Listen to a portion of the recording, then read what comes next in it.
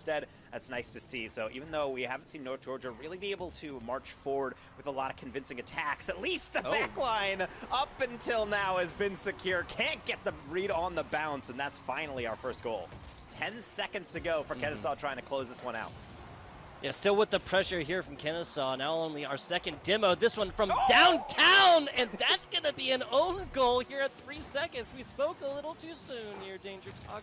Slavit, left side, little tap, not really taking away possession. Now definitely does. Spider going up, the double tap. Hugh Dog and North Georgia come from behind victory with the Puma symbol on the side. As we've seen many time with new rosters in the beginning of the semester, this might be the first time these players are really playing together at all. So this really set the tone for how you guys all click together. Kwong trying to bury one here on the near post, and he does just that. Better. Might be able to pad those stats. Kwong throwing it right back in. That should be open, but it's just wide instead. Almost gets the nose down onto it. A couple members fighting, twisting, and now an open net the other way going for North Georgia. Nobody's almost hitting payload. Now is Joel. A little soft hit right there. Kind of just puts it in the breadbasket of a couple North Georgia players. That's really, really bad as this one comes all the way down from the other side. Being able to con the defense out of a clear that gets you the ultimate goal, as we will be able to enter into that 1-1. Maybe not for long as that clear gets away. Hugh Dog into Archie, and well worked from North Georgia.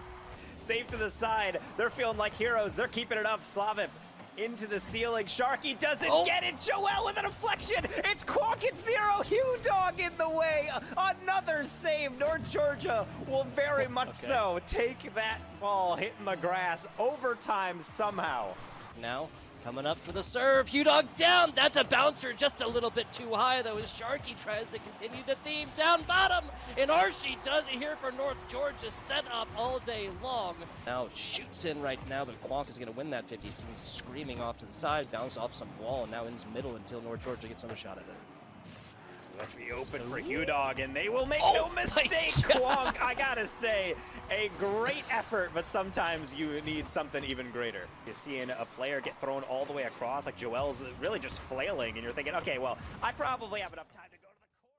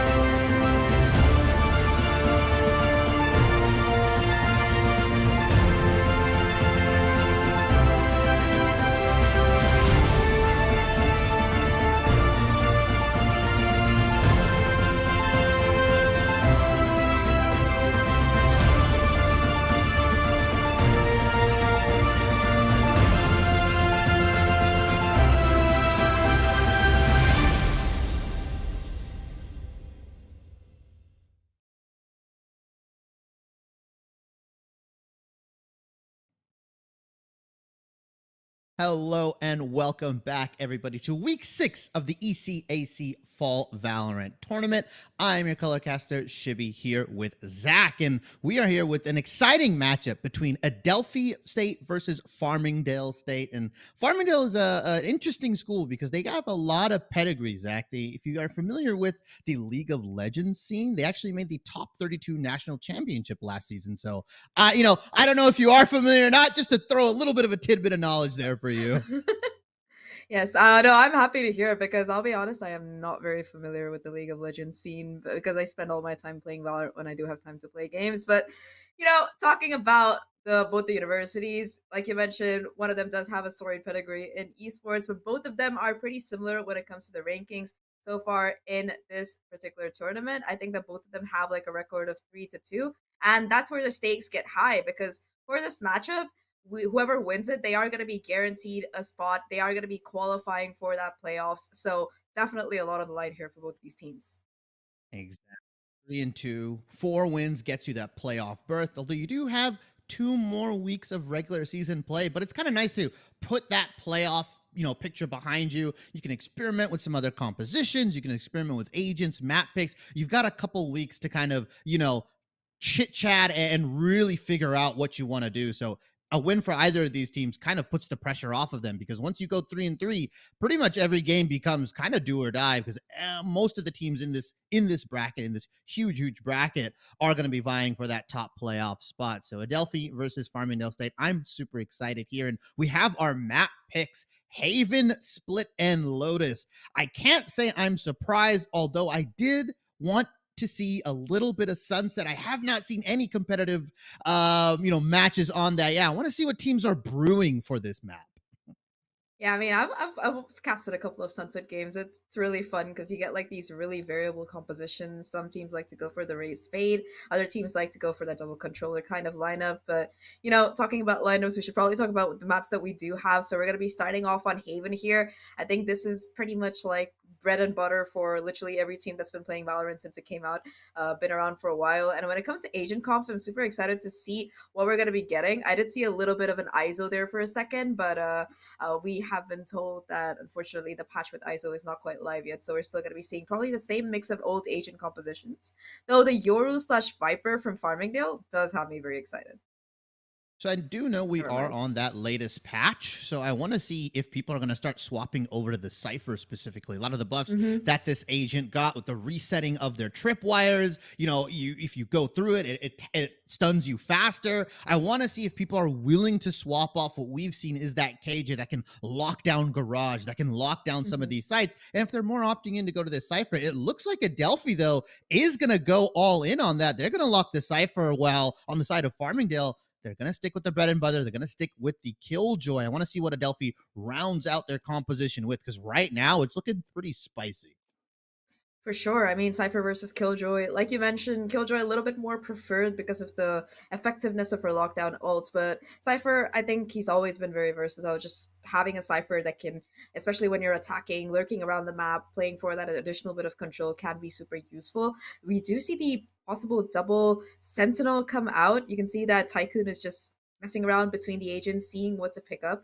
But finally seems to be settling in on the raise here, so a double duelist lineup to come out of Adelphi. But for the opposite side, the double controller here, the Viper pick in particular, this is something that I believe Loud has been pioneering throughout their VCT season this year. And personally, I am very impressed by how the cycling smokes can just make it so oppressive no matter which side of the map you're playing on.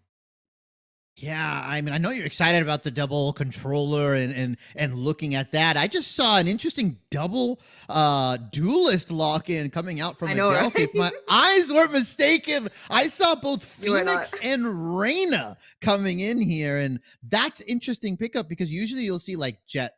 You'll see Jet Raze, or you'll maybe see a Jet and a Raze paired with one of these more selfish duelists. Both of these duelists more, fitted for taking care of themselves, really playing off their own gun skill. So I'm kind of surprised. I don't know if Adelphi's just feeling themselves. And yeah, we do get that Phoenix Reyna composition coming out with the Brim. So a lot of fast execs I'm expecting coming out from Adelphi. But Zach, I love double controller. I love the ability to feint between sites, going back and forth, throwing the Viper wall up, causing confusion. I think double controller is for the most savant of teams and the intelligent ones, as we are going to get into the round one here between Adelphi and Farmingdale. Yeah, like you mentioned, the Viper wall just put down, like giving the team the space to really lurk up. And again, the double controller helps compensate for not having that space-taking power on your duelists, like the satchels on the Raze or the dash on the Jets. So it could help. So far, it's just been a very quiet creep up towards that A side by Adelphi. You do see Tycoon coming in for the check, able to find a kill. In fact, falls back, gets ready with the flash, goes for the re-swing here, doing a fair bit of damage and still looking for the kills. Will succeed with 2 already on the round. Tycoon just dry peeking that. Didn't really call for any help, as Carmelo is going to get him taken down here. Not without Tycoon doing a bunch of damage. And so Farmingdale down to their double controller and their Sentinel. Not the agents you want when you're attacking on this map. Yeah, I mean, one good thing is that they still do have smokes, but you can see Blaze trying to find some space on the other side of the map. Does do a decent chunk of damage here to the Reyna, and you can see her just choosing to fall back, try to keep the numbers game up, just play for information across C long. The camera being broken is going to be the cue that the execute is coming over here. The rotation has been there, and Z still takes a safe swing despite being so low. Collat for his troubles as well, and now just one player left alive towards long. Spotted, being hunted down here, surrounded on all sides, and it will be the final kill to come in. Almost flawless defense here for AU. That's a bona fide Reyna player if I've ever seen it. Z with 22 HP, just dry swings long, and it just gets a double collat. That is confidence. I can see why both of these guys ended up picking these agents. I also think the fact that Raze ended up getting a little bit of nerfs here and there with the satchels has allowed some of these more selfish duelists to kind of thrive. And Adelphi, right now, both their duelists putting in the work. Koof, like you said, getting that one kill. And I don't know if Farmingdale necessarily have the ability to kind of fast exec or push in really fast. I want to see them try to play for picks as we get into the rifle rounds later on, but right now they are on just kind of pistols because they lost that round, and we see a Vandal buy coming out from Reyna. Full confidence, like I said. I mean, that's exactly what you want to see on your Reyna, considering how kill-based that agent tends to be. Already Typhoon has taken quite a bit of space, rewarded for that with a kill onto Tanuki, still looking and finding those frags here. One more player left. Blaze tucked away into the corner, hoping for a little bit more aggression, but now Tycoon knows where they are. There's another player right on the angle, third on the round, fourth coming through possibly, but no haste as Avo steals the last kill. A flawless round to cap off the anti-eco here. The run-it back already ready to go. And that's really good. I want to maybe see them get a little bit more aggressive here. Let's see if Tycoon's willing to just push through sewers with his run it back, like you mentioned. 6 kills to his names, full armor across the board pretty much for everybody other than the Viper here, although we've got a couple interesting guns coming out from Koof and Doron. They're going to be playing those really close angles, I suspect. It's now Farmingdale opting in to kind of get mid control. And I like what AU have been doing, right? The moment they sense that they're on the other side of the map or Farmingdale is playing for another site, they immediately start pushing in and encroaching and kind of limiting the space that Farmingdale has to play here. Yeah, for sure. They've been really great at just figuring out locations and trying to make a kind of play off the back of that, like you mentioned.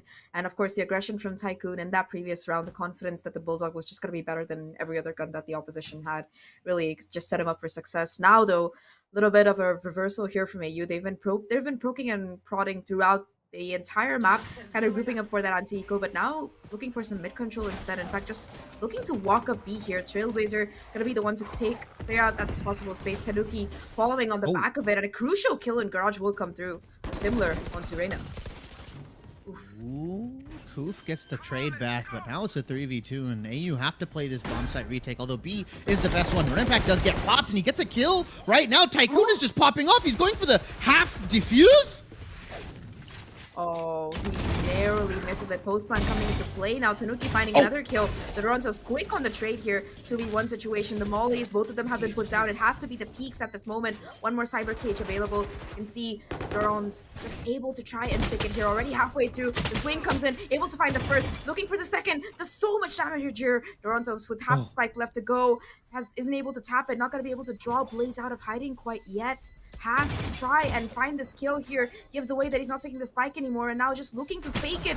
But Blaze, he has the timing, he has the peak, and he has the clutch. Oh, I thought Tycoon was gonna be able to kind of stall out, like you mentioned, Blaze here.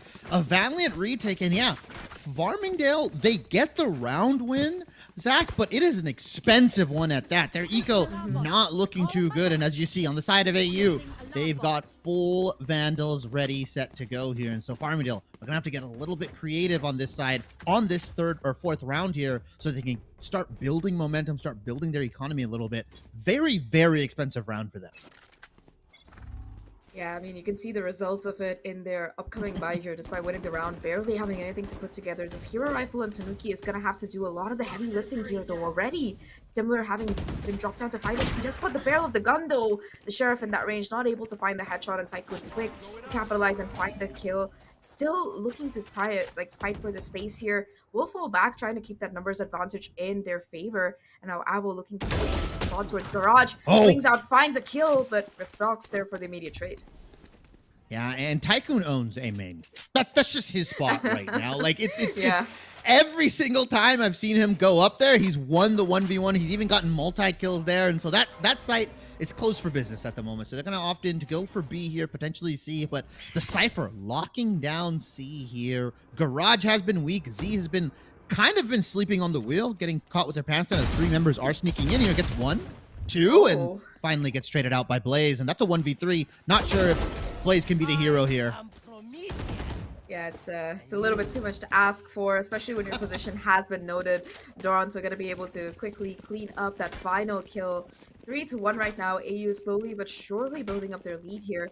But this time around, I think that for the side of FSC, once again, they're going to be in that unenviable position of force to just hold on because their economy isn't in the best spot here. And look, ultimates-wise, neither team has anything quite charged up and ready to go that's super major. I think that the Reyna ultimate, the Empress, is available for Z, so that could come in handy in a tight spot. But unless they plan to use the Cosmic Divide after getting a couple of kills, we're probably not going to see that get invested quickly.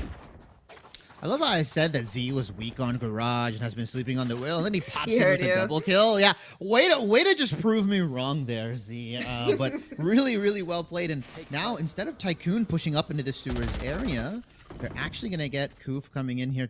Pops the drone, immediately spots out Farmingdale, and like you mentioned, not a lot of ultimates to work with, not a lot of econ to work with or guns here. So Farmingdale, they're gonna have to get a little creative as Gimler just staying in the smoke right here in window. And I love this smoke because it just denies like information, right? It allows you to kind of potentially push up. You've got to re-clear corners, and as you see some aggression coming in finally onto this A bomb site. I think it's because Tycoon left. They're more comfortable going as Carmelo gets the opening pick.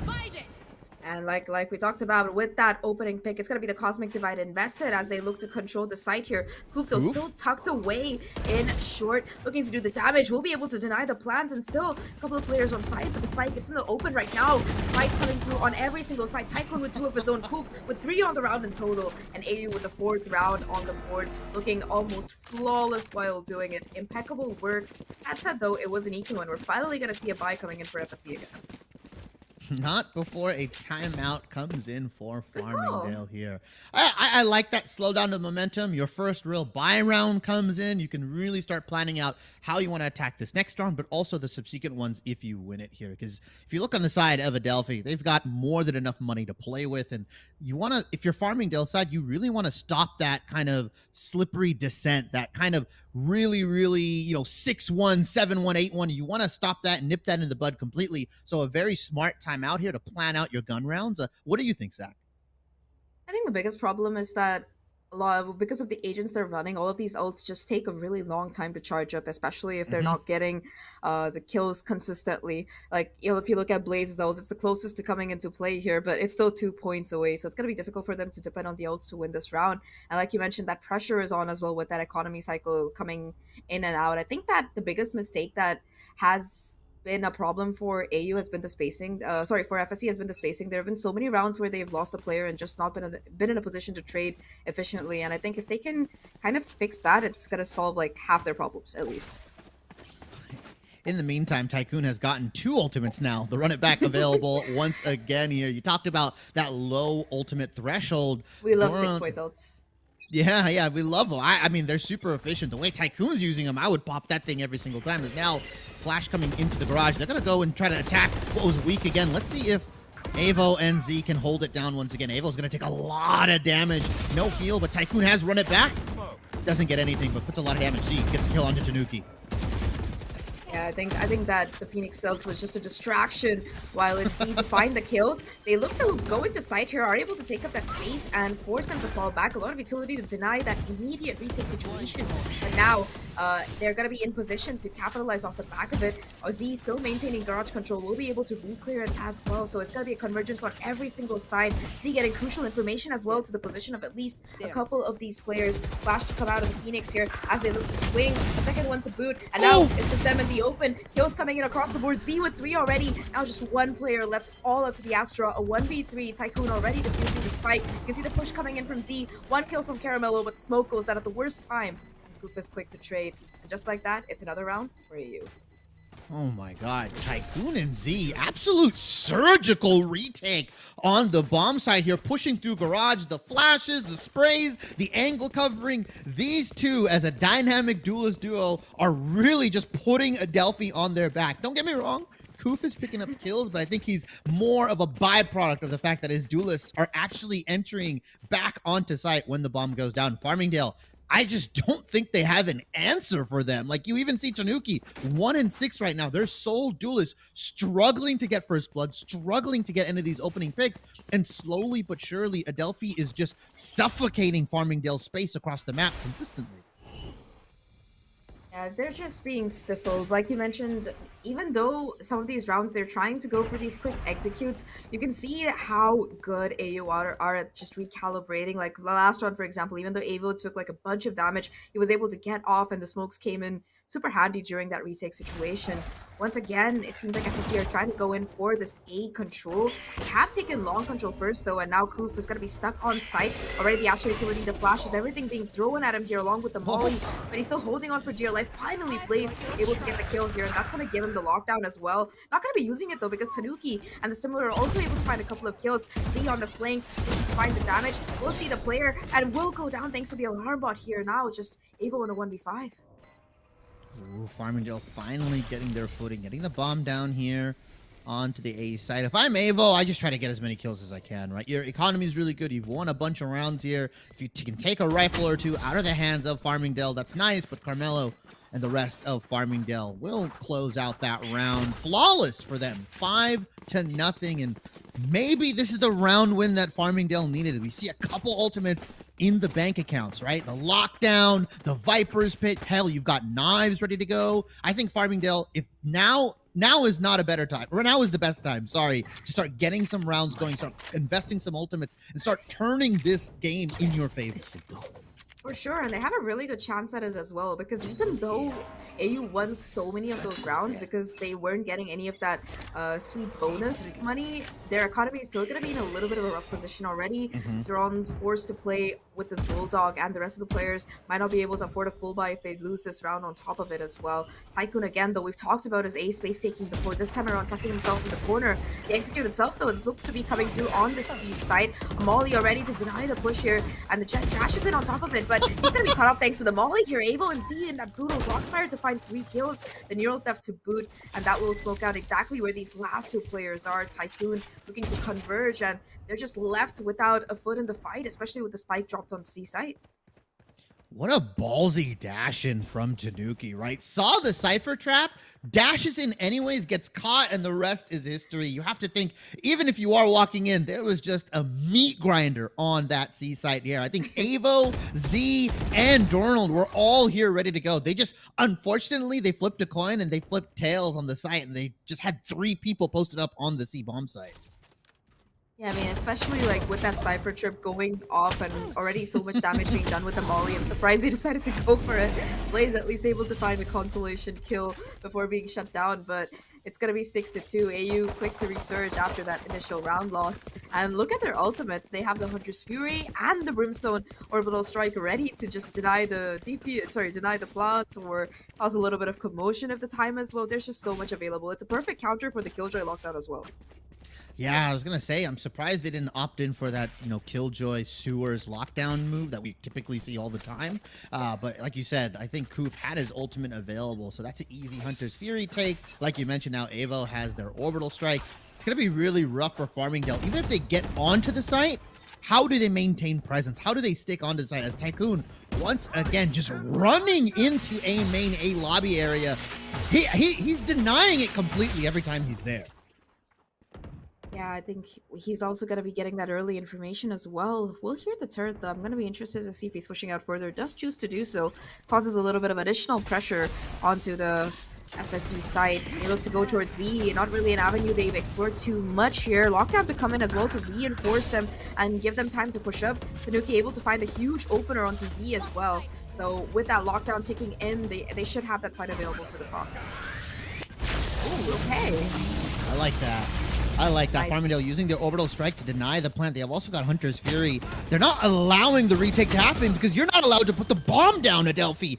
They are just getting picked, poked, and prodded. And finally, Tycoon is just W keying in. Oh my lord, the bomb goes down, but Farmingdale quick with the retake. Third run it back to come in as well. Tycoon acting as even more of a distraction here.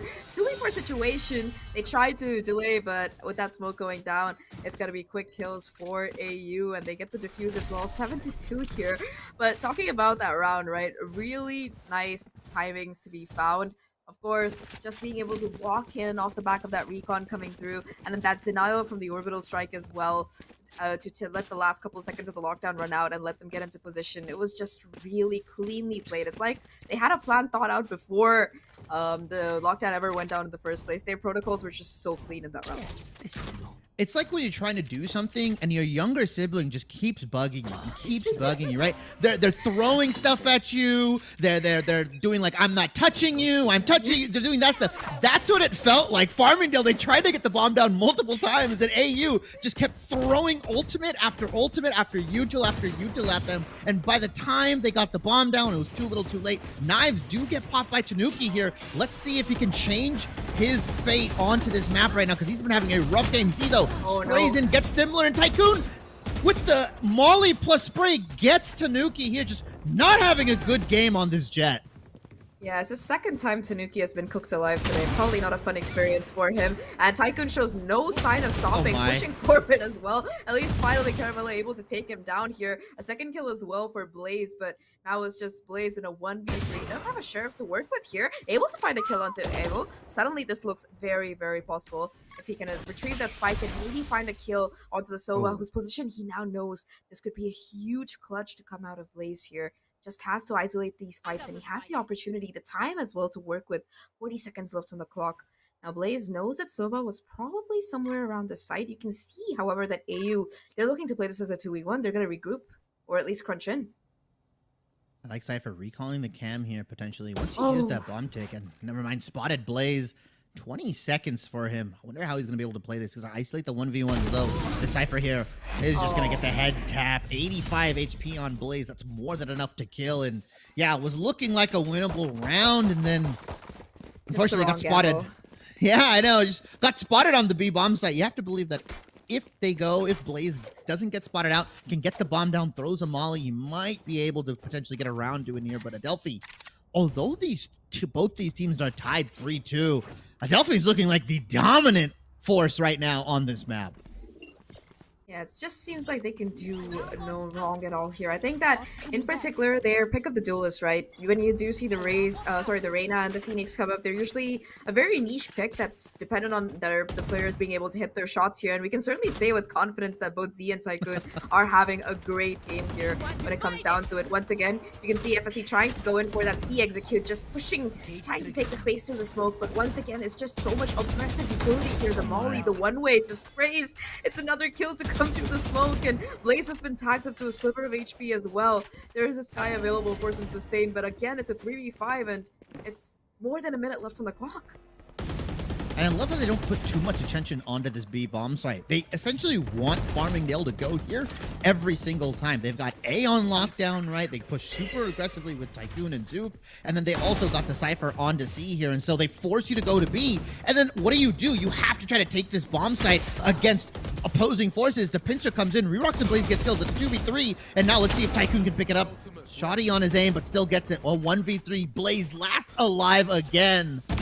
In the back of the site. Oh, nice flick.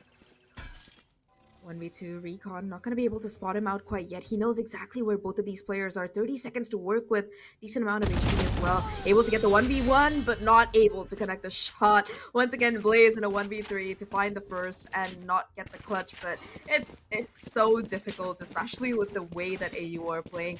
Like you mentioned, they're just not giving any kind of control of the map away at all, whether it's that A site, whether it's lockdown with the Cypher and C Garage. There's just no space for AU to safely take it all, and for FSC to safely take it all here. They've been struggling on attack. Yeah, they've been funneled into B. It's almost like those experiments with the rats and the cheese where like you kind of force them to go somewhere. You don't allow them to press the button. That's what it feels like for Farmingdale. They only have one bomb site to take. It's B. And in that moment, you have two people coming in. As I say, that Z gives up complete control. And maybe this is the bomb site they need. Viper Pits goes down along with the cabbages. Let's see Farmingdale last round here. Let's see if they can at least get it to a respectable 9-3. And in fact, going to be invested as well. A lot of utility dumped through, and the spray to boot. It's just 2 kills already on the round. The spike does go down, but again, just the utility dump here, really cutting down on the areas that FSC can play in this post-plan 4v3 situation. Now Able looking to push up here. Already, it's going to be them surrounded on all sides. Drones with another kill. The Neural Steps come out, and that's going to be just 1 player left. Make that none as Able guns Rerocks down. An incredibly clean retake here, and like you mentioned, just nothing that FSE can really do successfully in this attacking half. B side, like you mentioned, they want them to come here because their retake is just so flawless. It's also really difficult to like hold that bomb site down, right? If you're FSC, it feels like you have no space to play with. If you push out into grass, you potentially have to watch out from garage doors, or you have to watch out from window. It's very claustrophobic, and so now the sides have swapped AU on the offensive side with their double duelist composition. You know, I hate to be the bearer of bad news, Zach, but the way these rounds have been going and the way the half went, you have to believe AU should be able to close this out 13-2, if not 13-4. Their double duelist composition, I mean, Tycoon and Z are having a game right now. Exactly what you want to see from your duelists. And that was the defensive side as well, like you mentioned. So this is their time to really shine here. It's been, what, 12 rounds, and they're both already almost on 30 kills together. So that's just a testament to how this game has been spearheaded by them, and they're feeling all the confidence in the world. Oh my God. You can see them just running in. Tycoon happy to take the confrontation with the frenzy. Able chiming in with the second kill as well. And oh my God. Going for it here. Looking for a little bit more. Finds another kill to boot. And now just 2 players left to make that Tycoon! one. Tycoon! An absolute rampage, finally being shut down by Tanuki, but an immediate refrag by Able will confirm the pistol for AU. 11-2, and it seems like nothing can stop this team. I'm convinced every key on Tycoon's keyboard is W, Is it Zach. W? I'm convinced. The S key is gone. Everything is removed. It's just W keys, every single thing. Everything's remapped. Even the abilities, I don't even know. He probably speaks into the mic for it. Tycoon is like absolutely just W keying onto site. He is so confident. He takes the duel onto the site. He goes in, pushes the CT, gets a triple for himself. He's almost at his ultimate, and it's only the second round in the half. I mean, he had like 4 Phoenix ults in the previous half, so definitely not someone to be stopped here. Looking for a little bit more. 2 kills already in about 10 seconds. Looking for a little bit more damage. Spots a 3rd player out. This time though, Blaze will shut him down, so that's going to be a 3v4 retake that we're looking at. Vandal still on Z, is similar to what we saw in the previous half here. Again, the post-plant positions, they're out almost immediately from AU, and they're just playing for the post-plant as much as possible. Z does get spotted out, looking for a quick reposition and trying to take the ranged fights here. Takes a decent amount of damage, will be forced to fall back, but does have backup in the form of his other 2 teammates. Tanuki finds a kill on Tycoon. It's not a spoof. Suddenly this looks a little bit more doable here. Second kill onto Able as well with the lurk through garage. It's coming in. The compression, the bait with the Vandal, but the shots don't miss, and now it's all up to Z. He finds the heal as well. Just has to play for the time here. 1v1 situation. Rerocks on the defuse. Has to stick a little bit of it. Now the confirmation that he's not going to be on it, and Rerocks gets the kill, but the objective, no time for the spike, and that's going to be match point for AU. Z playing a little bit of ring around the rosy. Rerocks gets the kill. They lose the round, and it's expensive win for Adelphi, as we do get the replay coming in. Just watch Tycoon. Spray and praise onto Stimler, just keeps going forward, and I don't even think Carmelo's ready for this. Misses half the clip, doesn't matter. I honestly thought he was going to run it back around the corner here before he pushes in. But yeah, I mean, this guy's just a monster. Change his name to Typhoon, the way he's just rampaging through Adelphi right now. Oh, sorry, Farmingdale. I mean, well, if I can make a really bad joke, Typhoon is certainly farming up the stat board here. That's like a 3 KDA that he's rocking, and now run it back to come in, looking for a little bit more on that kill feed again with a huge opener. It's a replay! Run it down here. Replay of that last round precisely. 2 2 kills already, looking for more, and ZU to chime in with a kill of his own. Now just 2 players left for FSC to try and make this possible, and it's looking like the end of the line, at least on Haven. They're gonna have to retake a 2v5 successfully here, and it's just still Tycoon looking for those last couple of kills, pushing through here. Tanuki shuts him down, but the late lurk through Garage is gonna find value, and unfortunately with the Sheriff in hand, there's not much more that Tanuki can do. 13-2, and you take Haven in dominating fashion. We just saw a replay of Tycoon running through, spraying down the Viper, killing the Astra behind the bomb site here. He did the exact same thing, literally to a T. I mean, maybe he's well practiced, or maybe Farmingdale just wasn't expecting him to do the same thing again. But yeah, Tycoon and Z on this double duelist composition with Adelphi dominantly take Haven with a 13-2 victory here. And if you're Farmingdale, I mean, do you just throw that one out the bin? You just like, well, we just lost that map. We can't really learn anything from there. Or what do you change up? Because it seems like Adelphi are just in their groove right now. Yeah, on Haven for sure. I think that they definitely looked much more confident in regards to both their retake setups as well as their plays. Like if anyone's running down the site like Tycoon, it's also the confidence that even if you do go down after getting that entry and that space, there's someone to immediately refrag. Like so many of those rounds we saw Tycoon get an opener, might go down, but immediately Avo or Coop was there for the refrag. And I think that kind of support is kind of what was really missing from the attack for FSE side. I think that in the next couple of maps, if they can just fix that and make sure that whatever the duelist or whoever is entering the site first, they have a little bit of backup available in the form of those trades. But I think we've been talking a lot about this particular player. Let's have a look at some of the stats for Tycoon, because I am curious to see how many first bloods. He had 6. It seems a bit conservative. I was expecting like 16. Oh wait, we didn't even have that many rounds.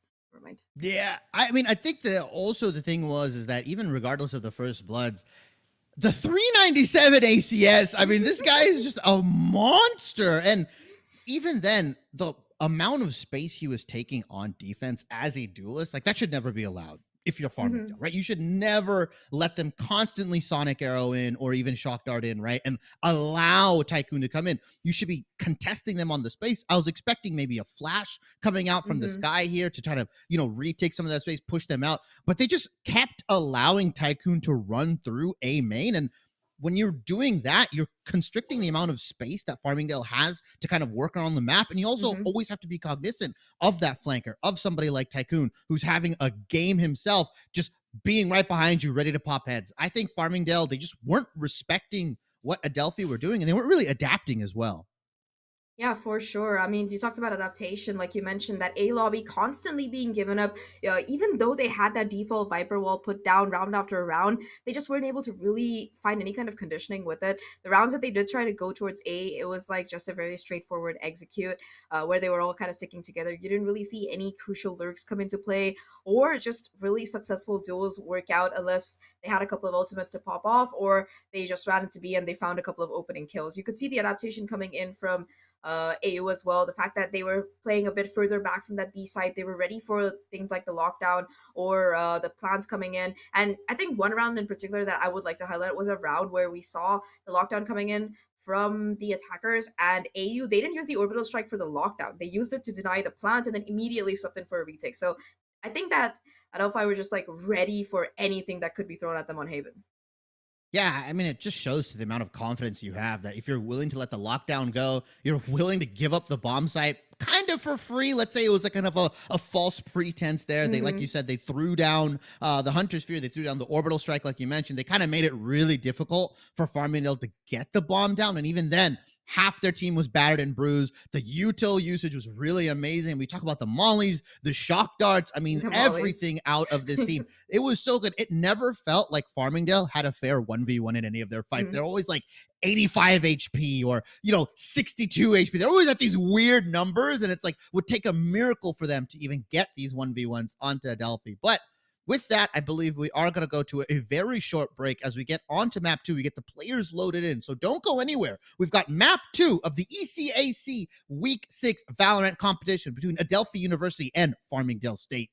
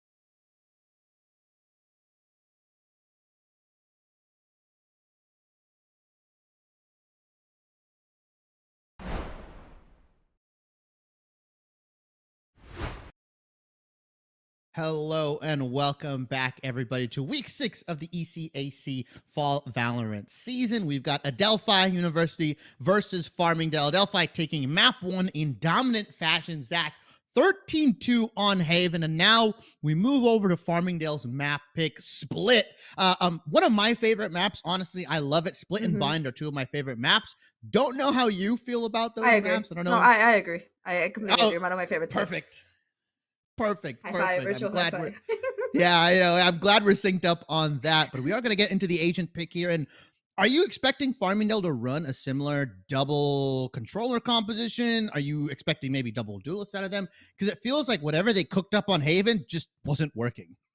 Yeah, I think they're recalibrating as well. So like you mentioned, the double duel is going to be almost instantly locked here. We also do have a substitution coming in, I believe, with one of their players being subbed out for El Rey, who is going to be stepping in on that Ray's role. So hopefully the double duelist here gives them a little bit of that additional firepower, a little bit of the backup for Tanuki that they kind of needed on that previous map.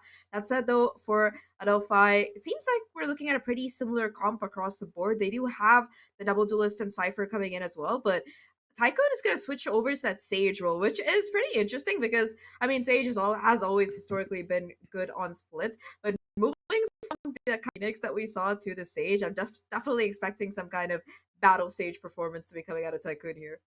I'm fully expecting Grimwall shenanigan style stuff. I'm like fully expecting him to not use the Sage the way you're supposed to on this map. But I wanted to kind of pick your brain a little bit because I feel like Raze, even though she's been such a staple on some of these maps, with the nerfs coming in and kind of with kind of the nerf back coming to her knees, is she still like really viable on these maps? Do you have to play her a little differently? Is she more util focused now because like double satcheling is not that good? Also, like the grenade has been nerfed. I just feel like other duelists should be taking precedent over this Raze. I mean, Jett also got her fair share of nerfs recently, so True. I think that when it comes to space taking, both the agents who are calibrated for that exact purpose have been kind of nerfed in that regard, but their primary function is still decent. Like Jett's dash still functions for that exact purpose. Of course. Raises satchels, even if they don't do as much damage, lets you get aggressive. And of course, her ult is still as annoying as ever, even if the range has gotten a little bit less, wide. But I think that the nerfs just make it a little bit easier for other players to deal with it, because in the past, especially on maps like Split, where you have so many of these cramped spaces, Pain Shell towards around the vicinity of where you're standing would guarantee like an insta kill in most cases. But right now, I think that with that damage being a little bit nerfed here, it does give other players a little bit more chance of survival, especially if they're stuck in a corner or something. So I think that overall she's still very much viable, but I would be happy to see some of the newer duelists getting a little bit of a spin around. In particular, I know that Izo isn't quite allowed yet, but I would be super excited to see if he's going to be coming into the meta at all because of how his kit is calibrated. Yes, we see Farmingdale coming in here, just running straight onto this bomb site here. They immediately have taken it for themselves here, and we're going to see the retake coming out from Adelphi. Bomb goes down, and not without taking a little bit of damage, specifically the sky for Farmingdale, nearly on half HP. Oh, you do see a bit of aggression though towards CT. Tanuki able to find a quick kill here. Tycoon though with the refrag. Numbers still staying in favor of FSC here. However, Koof and Z between them are able to find so many frags. Now a 1v1. Koof is so low here though.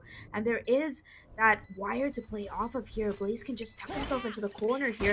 The flash to come out on the opposite side. The jump down, but Blaze ready for the swing and that final kill.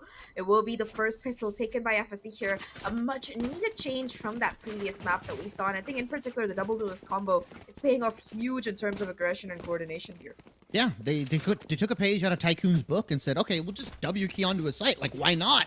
And it worked out pretty damn good for themselves here. They got onto that A site, as we see finally Farmingdale finally getting a little bit of footing. This is their map pick, so I expect them to be a little bit better on this map and obviously get more rounds and make it a lot more competitive against Adelphi. But with their composition, we didn't really talk about it. The double sentinel coming in.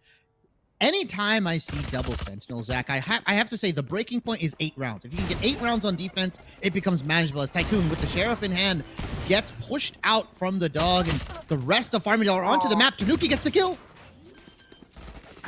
Yeah, just surrounded on all sides. Not much that Tycoon could really do. Now Elray able to jump in with the kill of his own here. The Boombot does spot out a couple of players. Nice the plan at least for a little bit, but overall this force from the side of Adelphi, just not gonna find much. Just 1 kill for them before the anti-eco gets converted. And with that force coming in that previous round, the economy again gonna be at a deficit for AU. Yeah, I would have loved to see them save instead and just kind of build up those rifles, especially when you're on these double sentinel comps. Their util costs so much, and I wanted to go back to that point. What do you think is the breaking point? Like, if you go double sentinel, does it have to be 8 rounds on the defensive side for it to be more, you know, kind of have that cushion for you when you swap over the offense? Or do you think it's closer to 7-5? Do you think 6-6 is okay? Like, when you see double sentinel, what is that magic number that you think they should hit? Honestly, it depends on the Sentinels. Like, if you're running a Cypher and Killjoy, you better have 8 rounds, otherwise I'm going to be very annoyed.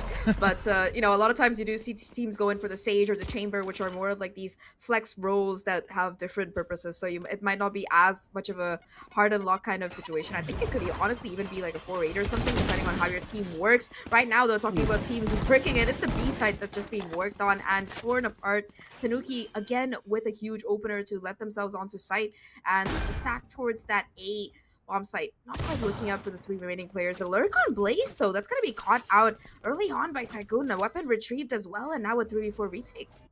Yeah, some stolen upgraded weapons. Tycoon has the Spectre in hand, also has a Sheriff ready to go, but 3 members posted in Gauge. El Rey gets taken down. That's a free gun, by the way. Right clicks El Rey to the ground here. Everybody's near that garage area. That plant that they put down, perfectly suited for this position. They've got pulls, they've got flashes, they got anything ready to go. Tanuki picks up a kill. The fuse goes down, and Tanuki picks up 4. Now, granted, Farmingdale was on a pretty bad buy here, but Tanuki getting 4 for themselves, building towards that knives. I think we're finally going to see the first real gun round come out from both of these teams. Still a little bit of a bonus there for FSC, but yeah, like you mentioned, definitely rifles finally kicking in for AU here, and the Blade Storm available for Tanuki as well, so he could conceivably drop this Bulldog to the teammate, to El Rey possibly, and pull out those blades, or just put them out in a situation if it's necessary here. But it does seem like FSC are looking to play this as a bonus so far. Yeah. On the opposite side, what interests me is that Operator investment from Tycoon of all players, just positioned towards mid. Instead, it's going to be a continuation of the fast and heavy hits that we've seen so far. far. Just with the Sheriff in hand, Adelphi finds a huge opener. The Operator taken down as well. 2 kills coming in so quickly, so early on here. A third as well with Tanuki with the Bulldog. Cannot be stopped here. 2 players remain for AU, and the Spike, it's going to be repositioning towards B. Yeah, they're going to take that Operator, upgrade it. Stimler pushes into Kook. Kook gets the kill. It's still 2v4 right now, but you've got a Sky and a Sentinel and Avo. I don't know how many he gets here. 1, 2 right now. Evens the odds and takes out the Op. Crucially, also takes out the Cypher. So the post might going to be a little bit easier on the retake for Adelphi here, although this guy still very super low. Cypher ultimate comes down. They're able to spot down where Farmingdale is. Let's see if the bomb can go down. They know that the Spike is going down here. Still a 2v2 situation. A little bit of chip damage done to El Rey here. The Op misses, but El Rey still finds the kill. Now a 1v2. Avo chasing them around the block. Not quite able to find the timing. Puts down the cage to try and stick the defuse, but has to stop with that noise being made. Surrounded on both sides. El Rey with 3 on the round. Started with the Sheriff, ends with 13 HP and a picked up Vandal. And now 1 away from the Showstopper. An incredible round to come out of FSC. And as difficult as they looked while trying to attack in that previous map, they look almost flawless this time around. Just that double duelist combo tearing through whatever defense that you were trying to put up. Tanuki and El Rey, they just look unstoppable this time.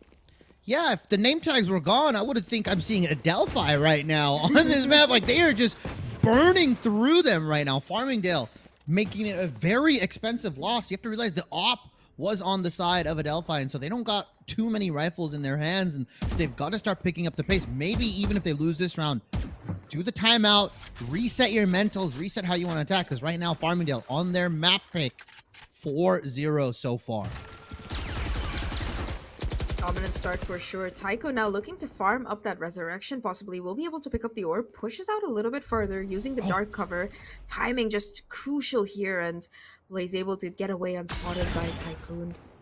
Do see Tycoon breaking that tripwire, causing a little bit more pandemonium, but that said, it's just an incredibly slow play here coming out of FSC's side. I'm happy to just change the pace up, vary it a little bit, go for a little bit of that default kind of play, and opting for mid control instead of that direct side execute that we've seen from them so far.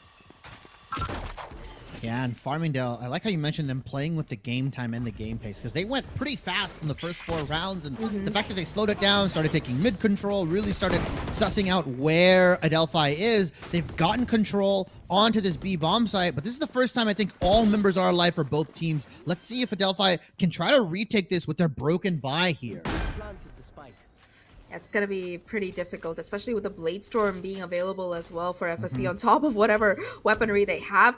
Satchel to try and dislodge El Rey, but still going to be able to tuck himself in the corner, finds a kill, pulls out the Showstopper as well, but the ult misses thanks to the flash, and able to at least find 1 kill. 2 players both trying to come in towards CT now. Only a Sheriff left in C's time.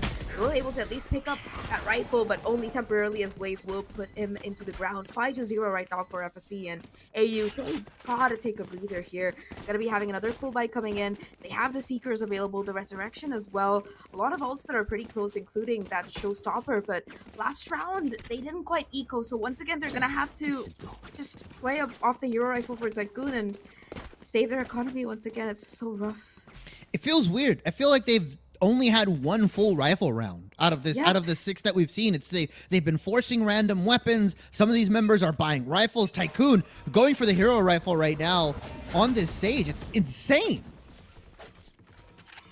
I don't know if that's the best call, because again, Tycoon might not have the money for the next round here. Tries to put down the barrier orb to stop it, but Tanuki just finds the gap in the defenses already. Huge opener. The Trailblazer doesn't spot out C, but the Neural Theft will still go able to play off the stage wall to at least find a kill.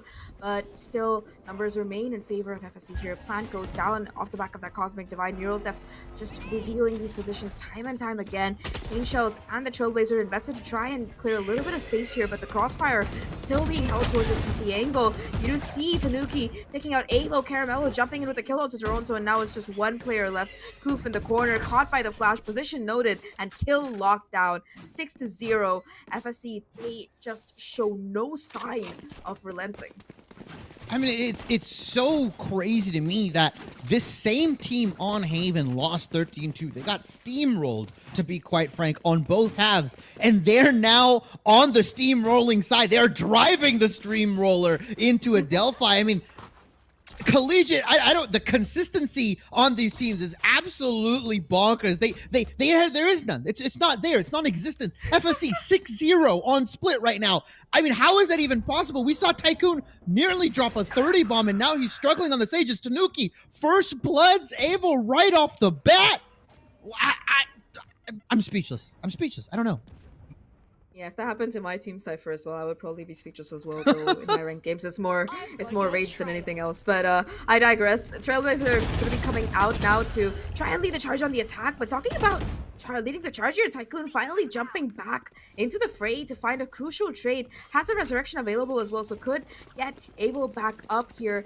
4v5 situation possible if that resurrection does come through. But in the meantime, they have been able to take that ace side, so it's going to be the rest swapped. But the Stimuler is towards mid, able to find a crucial kill as well into a Heaven. A second for Blaze 2, and that will be the ace side taken completely uncontested here. Tanuki looking for a little bit more damage towards Heaven, holding the cross. Does get taken out by Doronto, so that's going to bring things back down to a 3v3. Again, though, the hunt from CT, it's going to be on the showstopper pop as well by the Raze to try and clear out the space, and they will succeed. Takes themselves down in the process, but FSC, they continue their unblemished run on attack.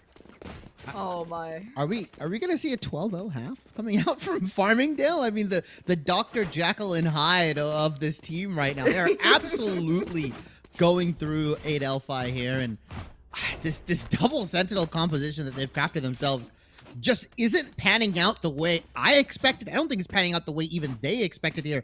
The fact that they haven't even taken a timeout is interesting. I mean, just stop the momentum. Just ice Farmingdale at the very least, even if you have nothing to talk about. Yeah, take a little bit of a chill pill there. I mean, there's a lot to talk about as well, because FSC have been looking really pristine with regards to how they execute, but also a couple of minor mistakes coming out of AU that they haven't been able to fix over the course of these last couple of rounds, especially their economic cycle. It's just been so rough for them. Once again, 2 players on site, a little bit of backup available from CT as well, but these rifles just shredding through whoever's remaining. Able tucked away into the corner, looking for a little bit of damage, tries to swing off the back of the Paranoia, will get a kill, but Caramello there for both of the refrags. Now a 1v4. All that remains is just one sky against the world here, and it looks like it's gonna be most likely another round for FSC unless there's some kind of heroics to come out of Cove Sheriff in hand. What's the first player? Not able to connect a shot, and El Rey will shut that down. 8-0. Well, you called for a 12-0, and FSC, they seem to have every inclination of delivering today, the way this is going. I mean, they're just steamrolling it. They took major offense to last game here, and they said, you know what? We've got to strike back here. Again, this is Farmingdale's map pick here, so I expected it to come out really strong. I even said they might make it competitive. They're not even doing that. They're completing it as a stomp right now, Farmingdale, with this double duelist. The substitution as well coming out from El Rey. Obviously, he's not the top frag, and Tanuki has finally found his footing, but having that other duelist to kind of lean on, to be that distraction, even that entry potentially, has enabled Tanuki to get even more kills. He's gotten quite a handful of first bloods here in this half, and I don't think he's primed on stopping. Yeah, I mean, he's been incredible throughout this map. Exactly what you want to see from your Jet. A little bit of an adaptation, though, to come out of the AU side here. Huge opening kills that Able finds, but he gets taken down. And a second kill towards mid as well will bring things immediately back down to a 3v3. Hoof has to try and win this fight to keep the numbers back in AU's favor. Will succeed and take down Blaze here. And that's a huge kill to start off on. Now for FSC, 2 players remain, the Astra and the Sky here. One having walked into the corner. They know exactly where this Astra is, but Caramello still able to flick and find Tycoon. The timing just so crucial on these fights. Z not looking in the right direction. Caramello, he gets the float. He gets the glitch. Absolutely insane to come out of FSC. No way. What? I agree. Z zigged when he should have zagged. I mean, that timing is absolutely impeccable. Carmelo through the smoke actually just walks right on out. Z's looking left, Carmelo's to the right and gets the clutch. And that was the best round out of AU possible, and they still lost. It was so painful. Caramel, of course, just the timing on the peaks, man. Like, the presence of mind to look, find Tycoon, crossover. All of that was incredible, but like you mentioned, just that bad luck for poor Z. Just not looking in the right direction. That's going to cause more problems. Again, the economy looking a little bit difficult. Oh my god, Z. Able to find an opener onto Z into the corner. That is so sad. The Cosmic Divine as well, just cutting off noise, cutting off information as the plans looks to go down on the safe side. feel bad for Z because he's left alone onto this backside here, and every single time you see the satchels coming in, the jet dash, and he can't really react too well because there's multiple angles coming at him, and he eventually just goes down. He's the sacrificial lamb on this bomb site as Girl gets a kill, but AU are just dropping like flies right now. El Rey picks up a double, and it's Koof versus the world, and the weight might be a little too heavy for him. 1v3 does find that first one. Looking for the second, though. El Rey in CT just tucked away comfortably, ready for the peek and the headshot. 10-0 now. I think FSC, they feel a little bit annoyed, a little bit pressured, looking for a bit of revenge after that 13-2. And the best way to find that revenge is to get an even better score, and they're on track for it so far with the 10-0. Ultimate-wise, they've been doing a really good job of cycling through them, and once again, you're going to have that showstopper available almost for El Rey, just 1 point away, as well as the Seekers for the Stimler. So a lot of these ults very readily available for the FSC side, but for AU as well, they have the Seekers available for a possible retake as well as that Neuro Theft. So a lot of information ults available. We did see a little bit of proactivity last time when they took that aggressive mid control, and now they know that B is likely where that execute is coming. Are they ready for it is going to be the question. Tanuki once again looking to dash in. A Seekers come out, but Tanuki and El Rey with the spray down get 2 for the price of 1. They're going to be able to fall back as well, although they look to at least still put some pressure on top of the Seekers. The spray, though, will at least cut things a little bit short, and there's a lurk towards mid that could be huge. Tycoon, though, pushed pretty deep in. He sees Blaze, but cavalry is arriving for Farmingdale. Tycoon's gotta get the heck out of there. Mid control. For now, it's gonna be FSC. Says El Rey gets the kill onto Avo, and that's the kill that just gets them onto the site. They can just double back to B and just go straight here. Although they're gonna push through Male. Z, the lone man standing, picks up 1, picks up 2, has the bomb down as well. Spike is in mailroom, and El Rey's just W-king up the ropes and through the backdrop, just gets a triple kill. Z, unfortunately, unable to cut the clutch there, and FSE, there's no way they give this a 13-0. There's no way that after losing 13-2, the ironclad mental that you guys have to then bounce back in map 2 and then potentially give a 13-0. Massive shout outs to them. I mean, I know if I lose 13-2, 13-1, I turn off Valorant for the day, Zach. I turn it off completely. I just keep queuing until I either win or I fall asleep. But Real? That's probably, yeah, that's I'll be honest, okay? It's the truth. It's the truth. But like you mentioned, huge shout out for the mental here, because even if I keep queuing, I'm probably crying in my brain secretly, and it's a testament to the resilience of Collegiate that they can just swing back into it and continue their rapid Caramello again with a huge opening kill. Able on site though, at least trying to stop them in their tracks, takes down El Rey. The showstopper just not allowed to come through, and now has backup towards the backside to boot. So AU, they're gonna be able to keep their numbers up here. Really good start to the round for them. Not if Blaze gets shots like that though. You know that's available. It's going to be coming out now, so they're going to know exactly where the 3 remaining defenders are positioned.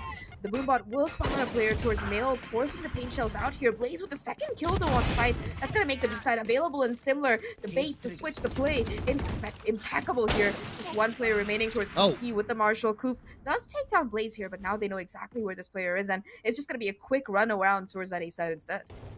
AU, for a very brief moment, had their only numbers advantage of the half, but that quickly got dissipated as Blaze, like you said, picked up that kill, and they found out where everybody is. Stimler and the rest of FSC are going to put that bomb down onto A here, and it's up to Koof. I don't know if he actually was able to swap out his weapon or if he's still got the Marshall. Yeah, he was able to swap out the weapon, upgraded it. So this is doable for Koof.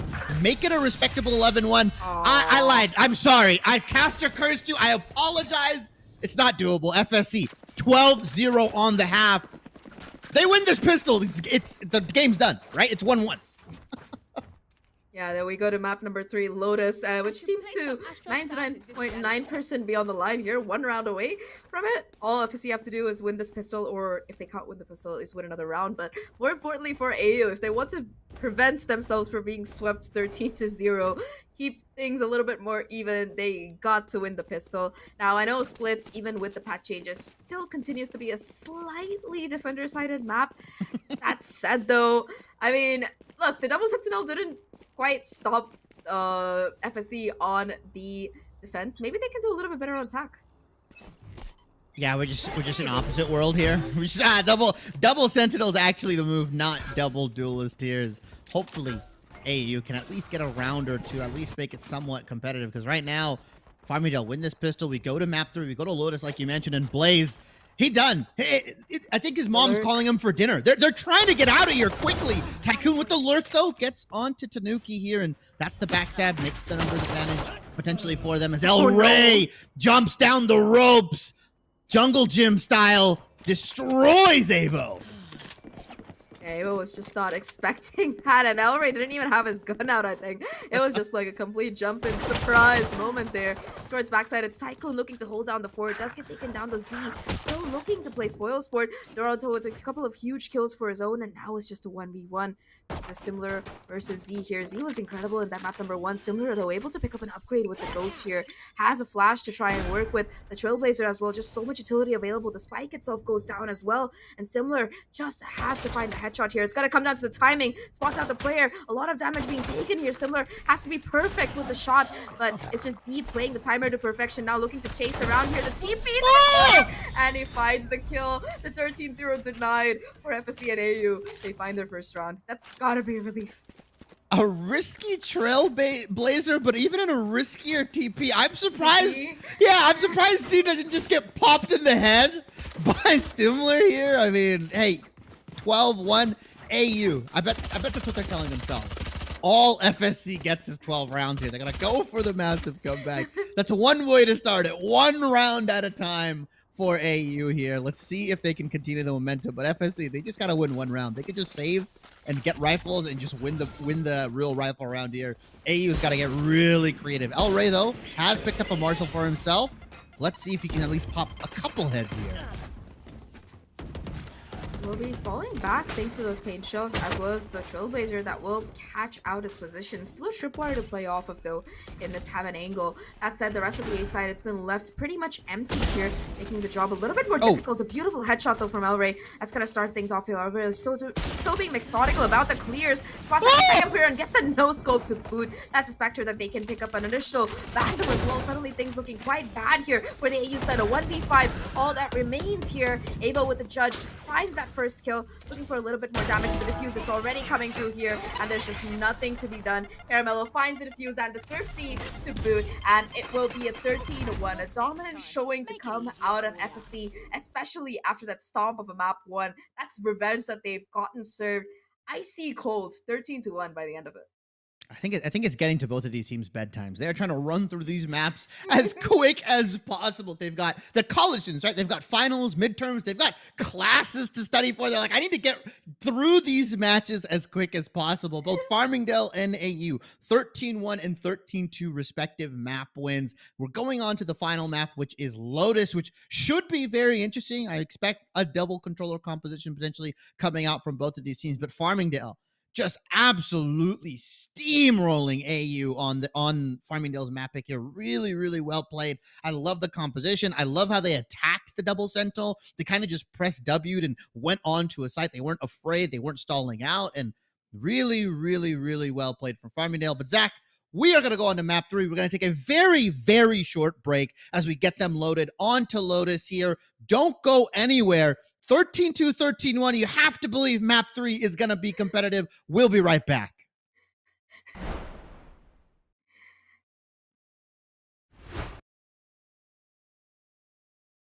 But yeah, I'm just surprised that the Swain didn't end up moving a little bit sooner. His now, Jana, no flash. He'll flash, auto attack, first blood. Froggy is the one to pick that one up, and Evelyn Bot is in the area. Descent does drop the Rift Trail. They're going to look to engage. It's going to be a Cataclysm getting dropped down, but Vagar got pulled into the Cataclysm, which could be trouble. Ooh. Down goes Evelyn Bot. Down goes the Vagar as well.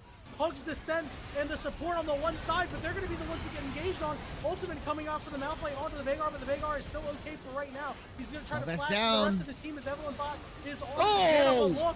The Caitlyn was left all alone on the backside, and no free hugs is now left all alone with everybody else from Farmingdale.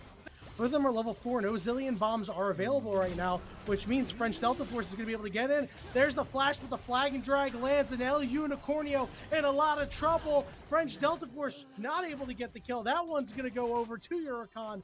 Oh, he's dead. Quite know where he is. Has spotted him out. Here comes the Jarvan over the wall. Multiple members over the wall now as they're trying to get as much damage as possible. French Delta Force able to get the first kill. Now, bearing down on to the Xayah. They are going to get revived by the Zillion, but weak side. It just means they're a sitting duck to give more kills. There's nothing. Yeah, Here they comes the quite ultimate. literally. Adelphi getting in there on multiple members here. Weak side is now starting to join the fight here. Somebody's in stasis, somebody's resurrecting, but it doesn't just matter. They're just all meant to die to Veigar. It's a double kill for weak side, a double kill for French Delta Force. They get a kill back. Leave the old man alone! But they are going to be able to close out onto the Zillion. The cherry on top for Froggy and Farmingdale State College.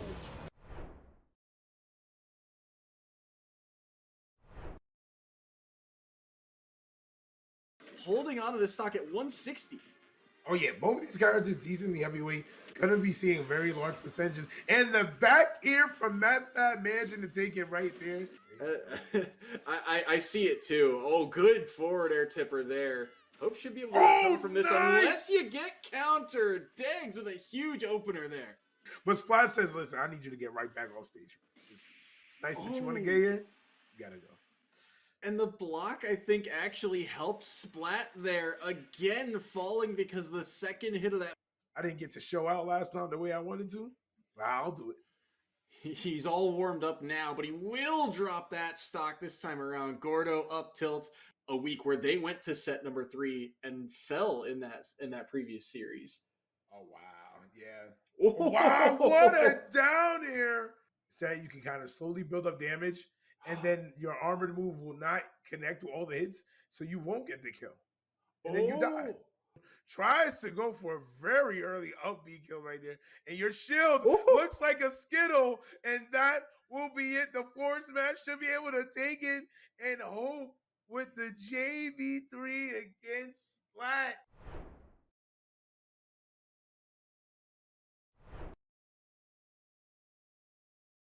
That I think if you can use Milkman to shut down a B rush, you're pretty happy with that, especially if they're rushing right in. Mental Athlete catches 2, looking for more. Chris will not be outdone. Make it 3 for Mental Athlete. Yeah, that was more. You're more than happy with that trade. And that means no KJ utility either, no extra No. peaks. And there's a quick trade down. Hookah wins between the Omens. It's Umbo and uh-oh for Mars Hill, as that's going to be a Brooklyn College first map win. Players, just one shot left. Probably 30 HP combined as Noodle gets traded. It's all up to Chris.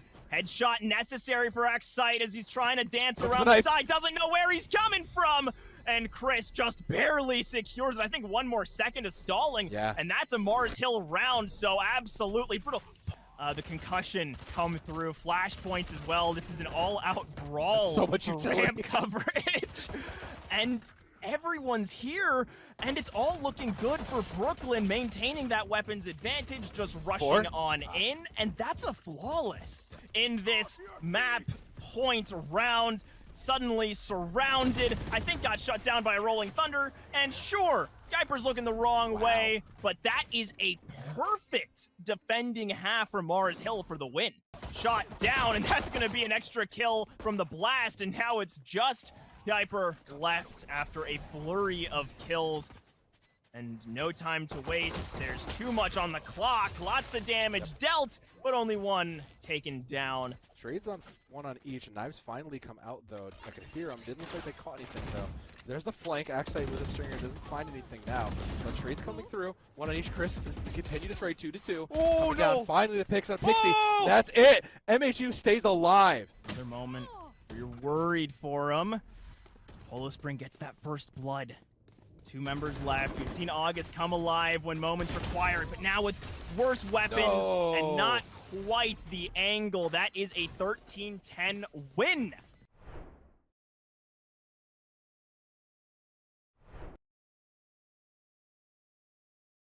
And well, we're already underway. that we are, and I'm just so happy to be here. Of course, it's going to be Kilo Miles leading in on all the action, and I am Captain Ahsoka, going to be your co-host and commentator for today. And already, before we can even get the introductions done, However, when iTheta gets the hit, then it's Nick Jam popped into the air, and that's no good. Especially when you're knocked off stage. Nick Jam trying to recover, going high, but gets knocked out of the air by the forward air, swatted away. Can he get it again? Waits for the air dodge, but he misses the up B. ooh, already you can see Ken trying to get right back to work, but they're in the red. They're in the critical percentages. One solid hit, and honestly, from Ike, nearly every hit is solid, as that will just about do it. It's the up air to get the final stock.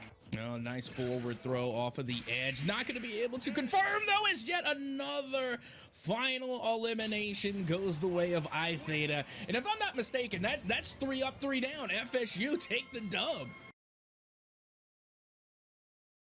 Oh, Helix. I would have liked to see him press that because you can't get that height off the wall, and Mux is going to be able to take advantage of it. And I mean, we've seen flip resets, we've seen ceiling challenges, and we just get the basic old school air dribble to go right into the net. It's going to be Helix with the dribble away. Bumps 11 out of the way as well. That might be a goal. Helix over the top. Great downfield pass, and they're going to take advantage of the space created by this demolition. Able to get that one away. Helix going to get a pass back to the midfield, looking for Pancake. Going for the double tap. Squishy save attempt, not going to be there. Here's Helix off the side, and a forced own goal once again. Concord's going to take the lead. And Pancake's not able to read that as Helix gets a monster dunk here. Can you turn around on it? He can. Helix. Just realizing this ball's got to go somewhere and always knows. Now Matt Mux down bottom. Oh, brutal right there. Oxygen. Okay. 84? 82. My goodness. Okay, I could not have been farther off. Excuse me, folks. Excuse me. As this one might find the back of the net, and it does again. Boy. ET, let's give him 4. You know, we're talking about everything else. 14 seconds, maybe in somebody's dreams. There's another goal down bottom. 7 score differential here. Zarya choice that V-Snipes is sitting on is going to help bring St. Francis to victory, but already Ohio Northern is going to get into the bases. Millions taking out their counterpart, and Zephyr now looking towards any more targets to be found, but the way they're falling, it's going to be basically just like that. It's already over before it even begins. And they do that with 5%. Almost everyone in St. Francis caught inside of that Earth Shatter. The Immortality Field may have come up, but the damage, you cannot survive through it. No one able to touch from St. Francis. And Ohio Northern here, Jag is going to take map 1 of Nepal 2-0, 100-0 each round. V-Snipes, push your supports in great positions where they can not worry about damage but still be able to get the healing. This is crazy from V-Snipes. They wanted to go in and try to meet the amplification matrix, but instead gonna meet their death while Harry is having the time of their life on this Reinhardt. It'd be a whole different sort of fight, but now they're going to try to go for a similar approach but go a different way. But Harry knows. Harry's able to spear them off the map. Wow. Continued chaos. We're seeing these things really doing the world's work on themselves, but Balder and this overclock 2 already looking to make that 3. Another pick here potentially. Really wanted to get rid of V-Snipes. Doesn't need the overclock, and now one final target to go. Caro assassinated. Boulders. For a full one, at the very least, the Lucio trying their best to make it there. I do believe they'll at least get a little bit of a contest. But I mean, you can see where...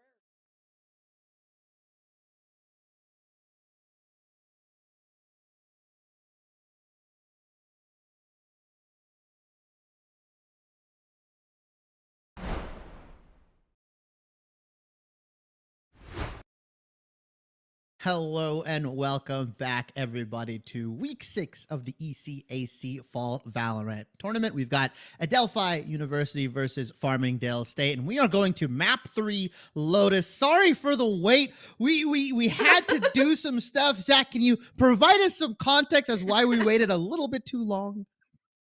Well, we're quote unquote the team of Adelphi were convincing their captain to make an impulsive purchase, which involves the new bundle. I am not sure if it's the entire bundle or the part of the bundle. I don't have the details yet, but I think we will look to get them while we go on with the game that we have planned for the day. So we're to recap for those who might be tuning in or who somehow forgot all the chaos that went on, which we can't blame you for because it was very chaotic. Map number 1, it was won by AU. They took it 13-2. Map number 2 was taken by Farmingdale. They won 13-4. to one-upping them. And map number 3, Lotus, which will decide who qualifies for the playoffs from today, is going to be on Lotus here. And I'm pretty interested to see what kind of Asian comps we have coming out. Farmingdale sticking to what worked for them in that previous map, that duelist combination of that Raze and that Jet. That really excites me. Yeah, I think we should see Astra here, although I really love that combination that you can get going, like with the suck and the grenade combo right onto, into that main area. I think it's really, really strong, and it kind of gives you control of it, allows you to push through grass into the rubble area. Adelphi, though, they are going to potentially look to match double duelists, although I'm expecting a different flavor. I want to see Reyna. I want to see Z back on the Reyna. I want to see Tycoon back on a duelist. I don't want to see you on say none of those shenanigans, please. Just go back to what you guys were good at, and I want to see you guys really pop off here. Although Killjoy gonna be placed pretty much a staple, I would say, on this map. Just the ability to lock down a lot of these sites and give you so much control with alarm bot, nades, the turret spots, and everything like that.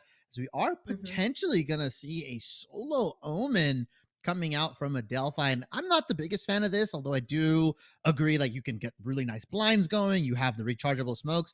I'm much more in favor of Caramella's Astra that allows you to get these combos off, the stuns, the sucks, and also gives you the ability to be kind of ever present across the whole map. Yeah, I do like Astra on this map, but that said, I think that with the amount of verticality that is available to play with on this map, Omen isn't a bad pick either necessarily. Both of them have their pros and cons. I think that the biggest plus for Omen is just how much more aggressively you can play him compared to the Astra, especially with the shadowed steps available. If you want to take early rubble control or mountain control along with your Razor Jet, the Omen is definitely kind of the agent that you want to have in that second slot. But looking at the Asian comps here, pretty similar double duelists for both of the sides here, and both the teams did play incredibly well when they had that double duelist coming in. So hopefully this map 3, it's a little bit closer than what we saw in map number 1 and 2. So far, it just seemed like an any percentage speedrun for both of these teams, and hopefully we have a little bit more competitiveness coming in for this decider. And looking at the Asian comps, I am predicting exactly that. I might be wrong though. Yeah, the only real variable other than obviously the controllers is the initiator choice here. Avo gonna be on the Sky here with Stimler actually gonna be on the Breach, and I like Breach specifically on this map because of the site retake ability and offensive capabilities it has when you're on the offensive side, with like all the stuns, the flashes, obviously the ultimate, as well as Tanuki and El Rey though are just gonna pop off immediately, getting 2 quick picks, and they're just gonna push into rubble, and that's that suck nade combo that just allows you to push in onto this A main area. I think AU are completely caught off guard. It's Durham versus everybody, and FSC a flawless quick pistol coming out from them, coming out the gates hot. Indeed so, and this is just a kind of a extension of what we saw on that previous map on Split. It was the show coming out of Tanuki and El Rey throughout that map, and even though FSC, they've swapped over to that defensive side, they still do have that same duelist combination, and they're continuing their momentum from that previous map. The aggression in the first 10 seconds to be able to just push out, find those first 2 opening kills, and just keep pushing and getting rewarded. Really incredible work to come out of the FSC side. Now looking to head into this round with that upgraded buy that you see across the board here. And unfortunately for AU, nothing much to work with in that regard. Just pistols across the board, although they aren't quite slowing down yet. They are looking to go into the C side instead. But the problem with C is that the Killjoy utility, it's all here. Yeah, and you just need the Killjoy and that's it. The site is pretty much yours until you can actually push in. And you mentioned the verticality. I want to see how these shrouded sets end up getting used. But you look at Tycoon, he's trying to push into rubble. He has to understand that someone on AU side is there, as Caramello is going to be able to pick up the kill as they pushed up into this rubble area. And so down the map, you've lost 33% of it, pretty much, right? You don't have that A site. You don't have A main. You've either got to push B and C. And on C, there's a bunch of KJ utility. Yeah, so B does seem to be the area where they look to execute. The problem with that is that, again, just the aggressiveness to come out of El Rey here, able to satchel it and find the crucial kill. Goof able to get a trade through the door, although the spike is still going to be dropped in the corner. Goof with the second kill as well, thanks to the Sheriff here, looking for a little bit more in the corner. Not quite able to succeed though, and that smoke goes down. Caramello will finally shut him down here. And a little bit of damage for AU, but the anti-eco still converted here by FSC. And they're going to have a reasonably healthy bonus as well, since they managed to carry over 2 of those Spectres and some Sheriffs. Yeah, I think if 2 members go down, like you said, on that anti-eco, that's fine. 2 members is probably the limit there. Anything more and it becomes very, very expensive for Farmingdale. Like you said, they're going to try to bonus on through here. Let's see how many rifles they can take out of AU's hands, as we do see full rifle buys, a couple light shields and a couple heavy shields mixed in. Although Donald having some money left in the bank, probably saving some of that for their util. As we see a full B push right now. They have left it completely wide open. FSC opting in for the retake. Yeah, the thing with B side is that you have to push another lane, and they look to go towards the side instead. The problem is that in these close range, a Spectre is just so difficult to deal with. Caramel finds not 1 but 2 kills already to start things off. A third as well to come out of Tanuki, and now the flame to kick in as well. A perfect flash. Will it Stimler confirm that kill? And just the protocols here for FSC on this map, it just looks like such a huge difference from that map number 1. There's just so much more in charge here, being able to control those lanes. And I think that, you know, we've been talking about the duelist for both these teams throughout today, but in this map, at least so far, Caramello has just been incredible in regards to position and utility usage.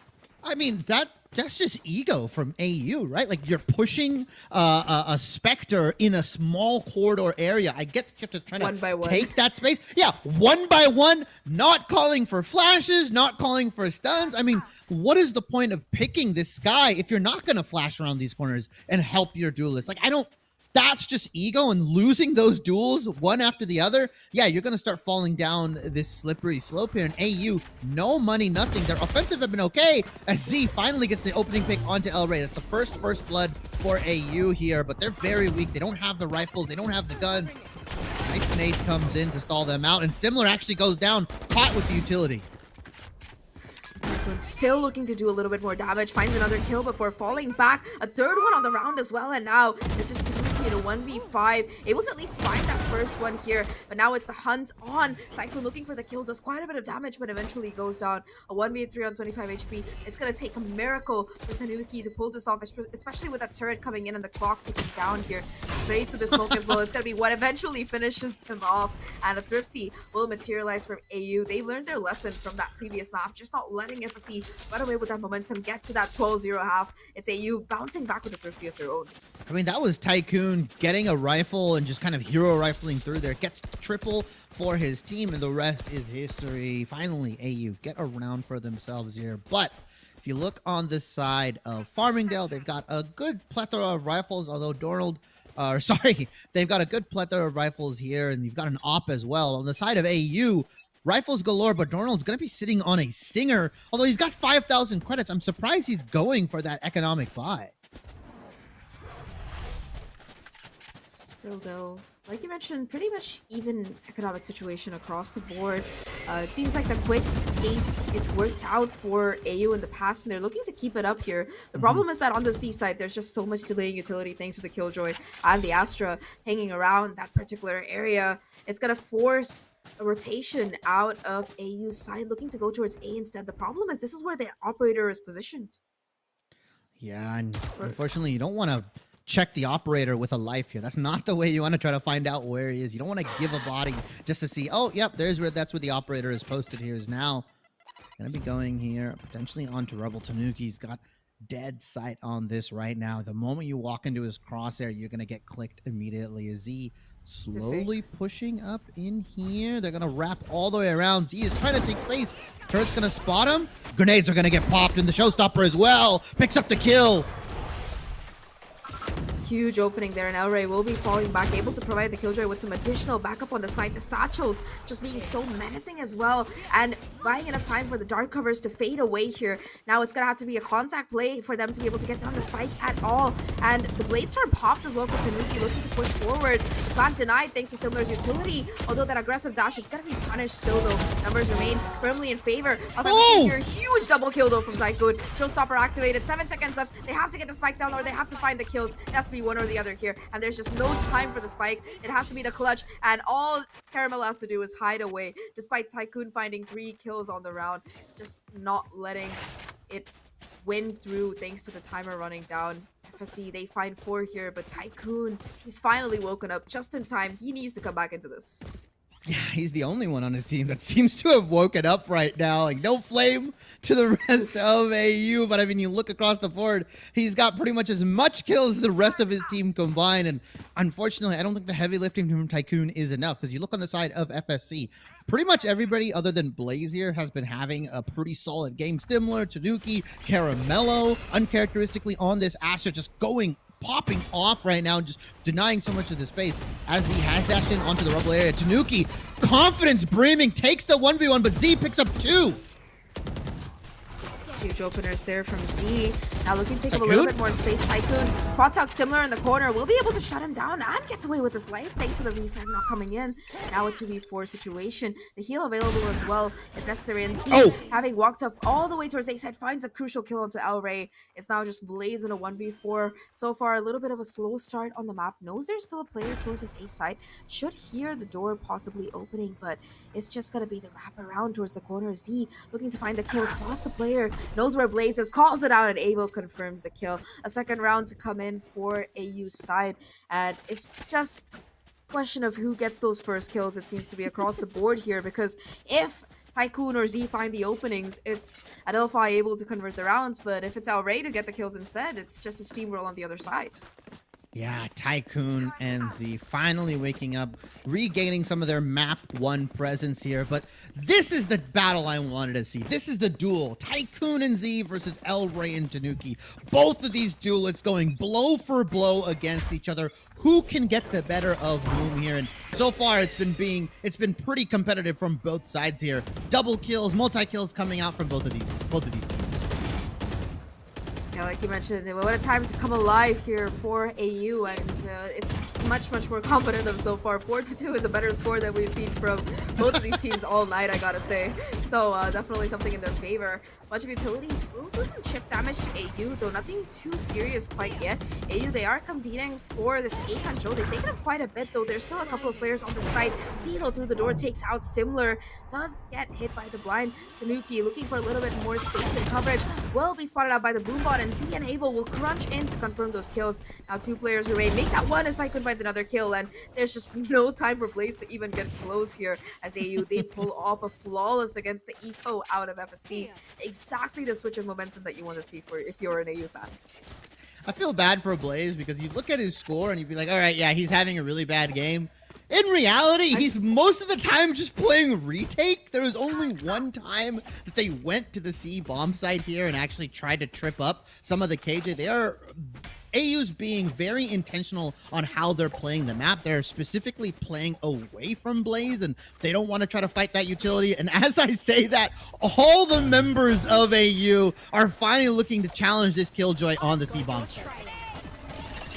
And they have the Seekers to work with as well. They're able to just trigger all the utility, and they know for a fact that FSC is playing for the retake right now, so they're going to be happy to try and push up and take a little bit more space. A huge flash peek, though. Able to find 2 openers to start things off. Tycoon with the 3rd kill to come in off the flash. They look to find a little bit more damage. Coop with 1, and Able with the final kill to tie things up at 4-4. AU, they look like a completely different team than the last map, and at 4-4 with the ultimate economy swinging pretty much back and forth here between the 2 teams. It's the economy that might decide what happens in this next round, because once again, it's going to be a bit of an equal situation for FSC. Yeah, both of these teams taking 4 rounds, like you mentioned. I'm surprised that neither of them have called a timeout here. I think they're probably waiting for that rifle round. As you look on the side of AU, 5 Vandals to their names and just pistols across the board for Farmingdale. It's going to take a miracle for them to win this round. They've got to try to do at least a little bit of damage, because AU have strung 4 rounds back to back together, and that means their money is very big. Their bank accounts are huge. As Blaze is going to pick up the kill off of the contact of their alarm bot.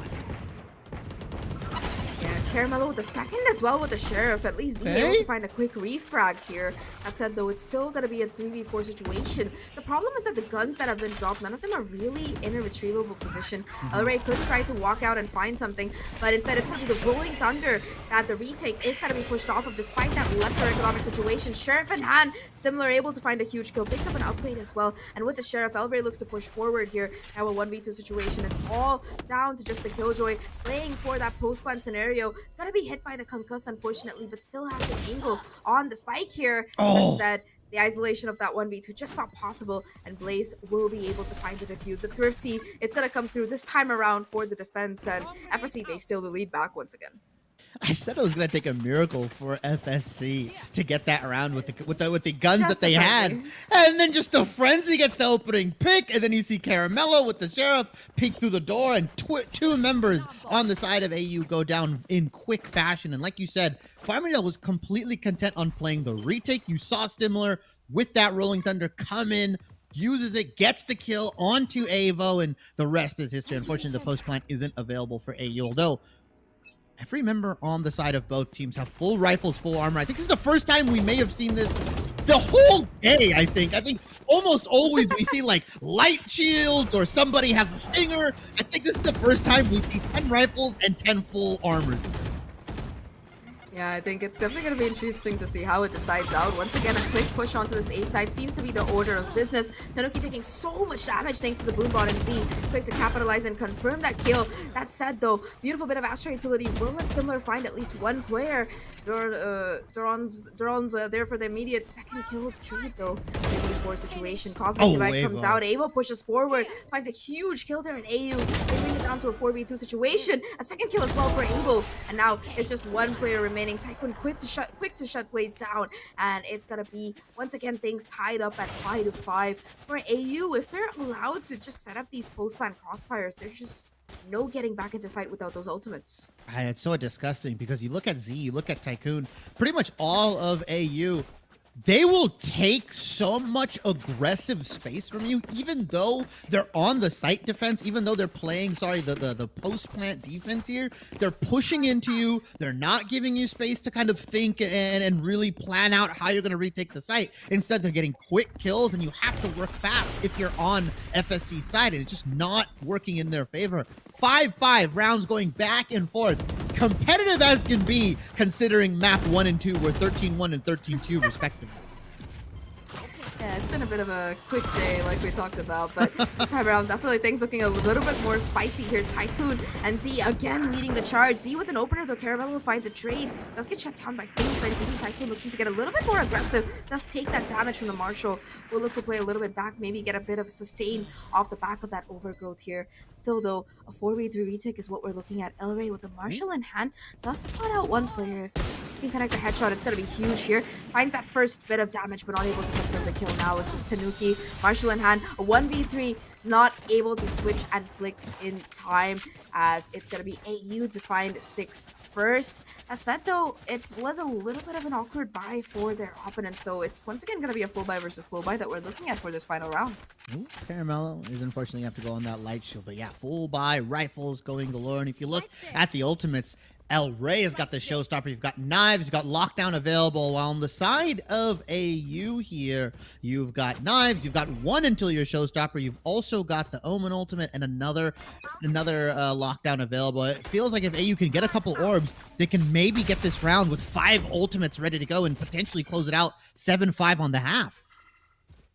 I think they are aware. It seems like AU is aware of that possibility. You can see them looking to get a bit proactive in terms of aggression. Instead, though, it's just going to be a lockdown for lockdown trade towards C. The bait completely taken by the AU side. You can see that AU are just happy to walk out towards A instead. However, they're still clear towards B. If they spot it out, it's going to be huge here. Tycoon, with impeccable timing, shuts down El Rey's showstopper before it even has a chance to get out fully. And just like that, it's going to be AU available to set up that post plan perfectly. The Seekers do come out. They know that the retake is still a little bit far away, and they're just going to be able to take so much space off the back of that.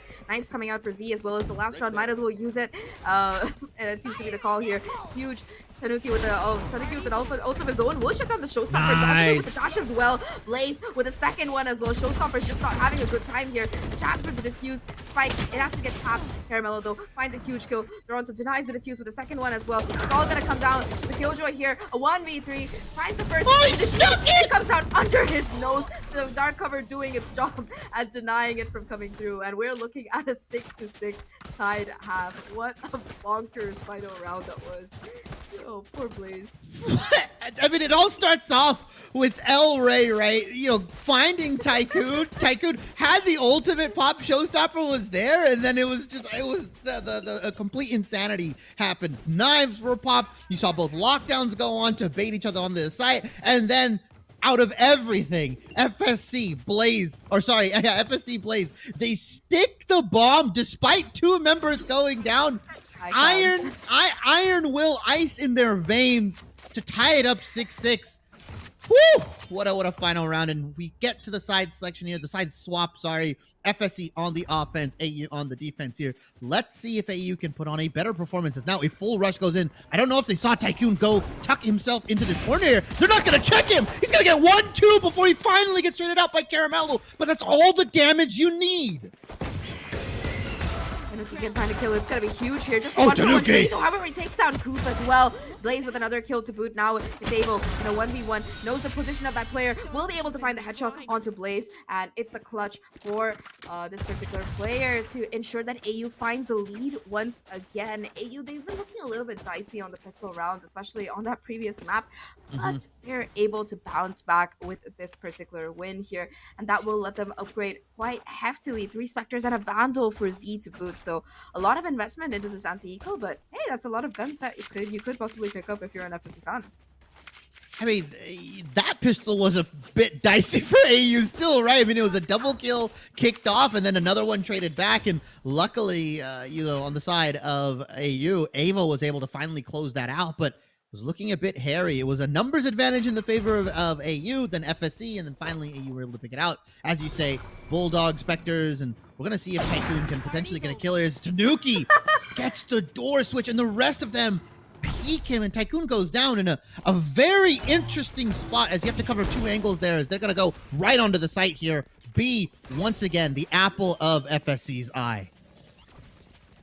Alright, pushing out a little bit further as well, tucking themselves into the corner here.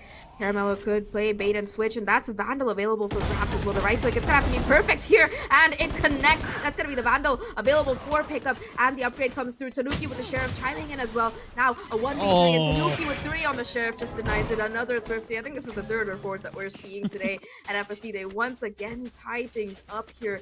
Huge round, and especially, I like that little bit of adaptation they had from that previous round, right? Where you did see El Rey push themselves out, tuck themselves in the corner. Oh no, was it? Yeah, sorry, it was Tycoon to push out and tuck themselves in the corner. And they expected that. They do that bait play with the door, and they catch him out of position. A free kill, a free gun, and that just starts off the round here for them. You know, and that was a rifle as well. That was a Vandal coming into the hands of this team here. And off of that, they were able to springboard themselves onto the B bomb site as now they're looking to challenge C here, although the Killjoy setup probably very similar to what we saw in the other half with the other Killjoys. Now El Rey gets the kill onto Tycoon. Let's see if they can get onto here. That grenade doesn't really do too much, pushes him out of the corner, but Tanuki's able to get the kill onto Durand here, and C bomb site is theirs for now. They're able to get the spike down as well, and that's just some really clean utility usage for that site take. They expected the Killjoy to be playing on the site here, and they left no angle uncovered, whether it was the breach utility, whether it was the mollies, the satchels. There was just no place for Killjoy to really play around if they were anywhere on that site. Now the weapon advance is really kicking into boot as well. Tanuki and El Rey between them once again. The cleanup crew to get another flawless in the pocket for FSC. 8-7 now, and looking at the ultimate economy, Tanuki already does have the Blade Storms up. The only ult that has come to fruition quite yet, although El Rey only 2 away from a showstopper of their own. And remember, this is the bonus round for the side of FSC. It's still a pretty hefty bonus though, because they have those 3 rifles that they were able to carry over.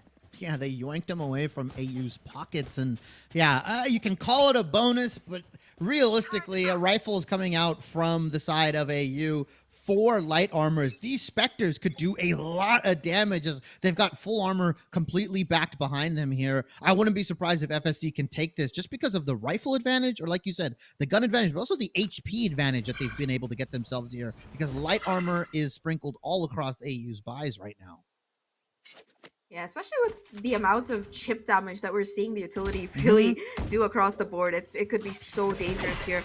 Talking about dangerous though, this is a fight that you do not want to take at range with the Spectres, and able to find that kill and walk away completely unpunished. Especially that's a huge kill as well, because it's El Rey that went down. That means the Showstopper is no longer a point of contention throughout this entire round here. That said though, still that was a Spectre that went down, so 3 rifles remaining. They could still try to bounce back here, especially if they can find that crucial kill onto Avo. Oh, Avo! Now it's gonna be a beautiful aftershock to clear out the position, and Avo just left with no corners to stand in. Poof, though, able to find a trade at the very least, so it's gonna bring things back down to a 4v3. Now Tycoon creating a little bit of additional pressure towards this orb area. Avo doesn't detect anyone though, so the timing, it's not quite good. Just looking to take that space up here, spots out the player, but gets brought down to 9 HP. We'll have to fall back for that possible sustain, but just not available. They're looking to aggress, and now 3 players on this B side. It's gonna be just steamrolling through them. 1 player left alive. It's Stimler versus the world here, surrounded on every single approach by an enemy. A turret in his face to boot. It's just gonna be the gun save, ideally, for FSC.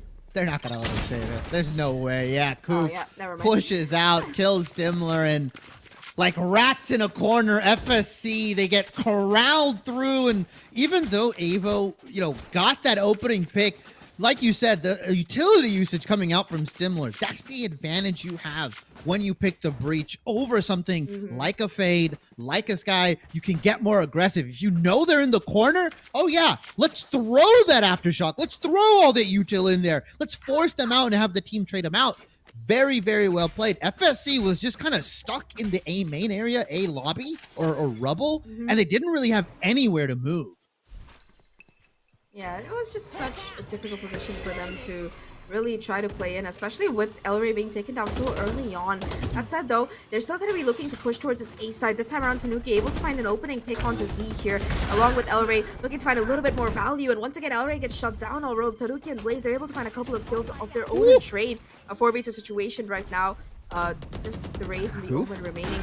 Koof trying to push forward, just find a position of 1 player, but Tanuki swings around in time to shut him down, and a 4K for Tanuki will once again get the lead back for FSC here. It's just such a ping-pong game between both of these teams, and it's a battle. It's like an anime battle between Z and Tanuki looking at the scoreboard. It's the best way I could say it. Yeah, pretty much. They're both trying to put the team on their back right now. Caramello and Stimler on for the ride right now. 10 kills apiece. Elver as well, not having as explosive as a game as he did in map 2 for FSC, but doing his job, right? Clearing out the util, throwing the nades, right? Helping your team get onto the site. And that's really all you can kind of ask for from this raise. Is right now they're going to go back onto their way into the B bomb site. KJ placed some of her util onto C, but it's also been splitting onto the B here as we see the alarm bot there, nades on C. Durnal is going to have to get pushed out here. Let's see if they actually actively go in. Showstopper popped and unfortunately clips the side of the column here. And Tanuki's going to push in, but KJ's going to get the kill. Gets traded out by Blaze, and so far, Spike has been planted. Tycoon gets a kill. Stimler trades him out. Trade after trade after trade. It's the stock market is here, Zach. Yeah, 3v3 though at the end of it. And the Trailblazers are not going to find any information. Does clear out that crucial angle though. And El Rey still able to spray on top of sight. El Rey! It finds the first. Looking for the second. Z will find that refrag, but the clock is still ticking through here. Stimler on the lurk around. Has made the wrap through. Has a Rolling Thunder to work with as well. And now with the Seekers coming in, timing has to be perfect here. Stimler though goes down. Now just a 1v1 left to work with. Blaze has to find the timing on Avo. Not much HP left. All Avo has to do is win the battle, and he does do it. He manages to get enough time to defuse the spike as well. I think it's gonna come down the wire here. Oh my. Less than a second left, but Avo does it all. 3/4 of a second is all you need. AU. A hectic round. Trade after trade after trade after trade. Both of these teams trading bodies for bodies. And you look at the score, it's a 9-9. And you look at the scoreboard as well. Look at the tab here. It's 1 round to AU, 1 round to FSC. 1 round to AU, 1 round to FSC. I mean, it's pretty back and forth here. Looking at the ultimates available, though, FSC, they've got Tanuki with the knives. They got Stimler, like you said, with that Rolling Thunder. I assume they're just going to let it rip onto C here. It's a very good ultimate for the Breach here to kind of throw onto C site, just to give you complete control. Yeah, it is a possibility, but again, like, you can see that They have a lockdown as well. That does seem to be the first ultimate that they want to try and invest to go forward off of here. It's going to clear out most of the space on the seaside as well as towards this waterfall area. And it does seem like AU are going to completely respect the second ult coming in as well, thanks to the Astra. That's going to let them take up all the space onto the side itself for basically free and possibly get that plant down. However, off the back of the Molly, the push comes through here. Oh, Tycoon! On the swing, and now the showstopper to boot 3 kills already on the round here, just denying the plan's value on that spike. Blaze? Blaze with 3 of their own, bringing things back down to a 2v2, and the excessive aggression from Z gets punished. Caramello shutting that down. Now it's all down to just one player. Avo has been able to win the clutch in the past. The timing has to be impeccable here. Just playing cat and mouse around the site. Gets the wraparound. I don't think they're aware of this positioning here. And Avo could win it all. Gets the 1v1, but Blaze there for the trade, and Blaze saves the round. We were talking about how this guy was not having the numbers well. If you get a 4K in a round like that when you're most sorely needed, I think that you should be forgiven. I know. They were 0-5 at one point this map, right? They were 0-5, and now they've brought themselves to an 11-12 scoreline and a nice clutch, matching the triple kill from Tycoon and one-upping itself, going for a quadra. I mean, if you're Tycoon, I mean, what do? You've done so much. You've got 3 kills on that opening when they tried to come in, and the rest of your team kind of just throws in the hands of Blaze here. I mean, you can kind of slow it down. You can wait for them to plant. You have the numbers advantage. It just feels like once AU gets going, they don't have a stop switch. And now Tycoon just trying to get head taps, gets out Stimler, but Blaze will trade him out. And they're going to go back to the C bomb site here. Although Mollies are placed in the typical plant spot. So let's see if they can stall out for the rest of AU to kind of rotate in here. Still a 4v4 situation, and but while we wait for the spike to go down, just a little bit of a fun fact. Remember, Blaze used his ultimate the last round. He's only 2 away from it, and that's a 9-point ult or an 8-point ult. KJ ult is not easy to farm up, and he's gonna be having it pretty close to going. That said, though, talking about Killjoy ults, it's gonna be the Killjoy for the defense. They use it. That said, though, Tanuki and Elray still playing aggressively on site. Will find a couple of kills, but it's gonna be the Killjoy in a 1v2 now to try and push it out here. Know that both the players are playing away from site. He gets close to the spike, has to tap it, though. The noise has to be immediate, trying to isolate the fight here. Caramello, though, just the positioning, the awareness, the swing. It's too much for AU to deal with it. FSC, they get closer to that match and series point. 2 rounds away from winning the series, and AU, especially with their economy, they're going to have to play that catch-up game, which is never really fun. Yeah, it's such a tough site to retake to, especially if they've planted for Mound there. You just have both players tuck their heads behind the hill, and eventually when they hear the tap, they'll just spray you down through the walls as Farmingdale are primed and poised to go back to the seaside. If it ain't broke, you don't gotta fix it, Zach. And with rifles galore, they understand that AU does not have the guns ready to kind of fight them on even terms here. So they're just gonna go right back there. Even through Donald's, KJ setup, they're able to get the bomb down. They're able to do everything. Especially, the Satchel breaks the Killjoy utility. They have a lockdown as well, especially with the amount of kills and farming that Blaze has been doing. 9-point ult. 2 and 3 rounds, by the way. Just craziness to come out of Blaze. A beautiful paint shell, so that's going to shut the lockdown down. And the flame from Tycoon kicks into boot, so a little bit of additional pressure being mounted here. They look to reposition towards the B side, but Tycoon has already made his way over here. Still, though, 1-for-1 trade so far. Second one to come in from Tanuki as well. Huge impact kill there, and that's going to open up the B side for business. We do see Z looking to push a little bit forward from that CT angle, but Blaze quick to confirm that kill, and Elray takes down Tanuki. Now it's just Z in a 1v3 position known, looking for a little bit of damage, dashes into the wall, and Blaze shuts him down to get FSC to match and series point. 1 round. That's all that stands between FSC and the most insane comeback. If someone had told us today that after they lost 2 and 13, they would be here, I think that all of us would be very pleasantly surprised to hear about it. But hey, that's what Valorant is about. Great comebacks. All in another day's work for Farmingdale here. They seemed unfazed by the fact that they lost Haven 13-2. They came back on to split, beat that map 13-1 to take it to our decider, and finally, after a back and forth Lotus, they're able to string a couple rounds together, 3 for themselves, put themselves on match point. Tycoon, though, might have something to say about Elray, trades them out here. So it's a 4-for-4 because FSC and AU are going to look to kind of maybe trade back and forth here. FSC does get onto the B-bomb site, but Z aggressively pushing up, gets traded out by Carmelo. Donald gets a kill, though. Numbers advantage for AU here. Stimler trades it back once again. Stimler gets 2. Is he the hero that Farmingdale needs? Yes, gets the triple Final kill onto Avo, and Farmingdale gets the round win, gets the map win, and they have secured themselves a playoff berth in the ECAC conference. Zach, what a map, what a series, I would say.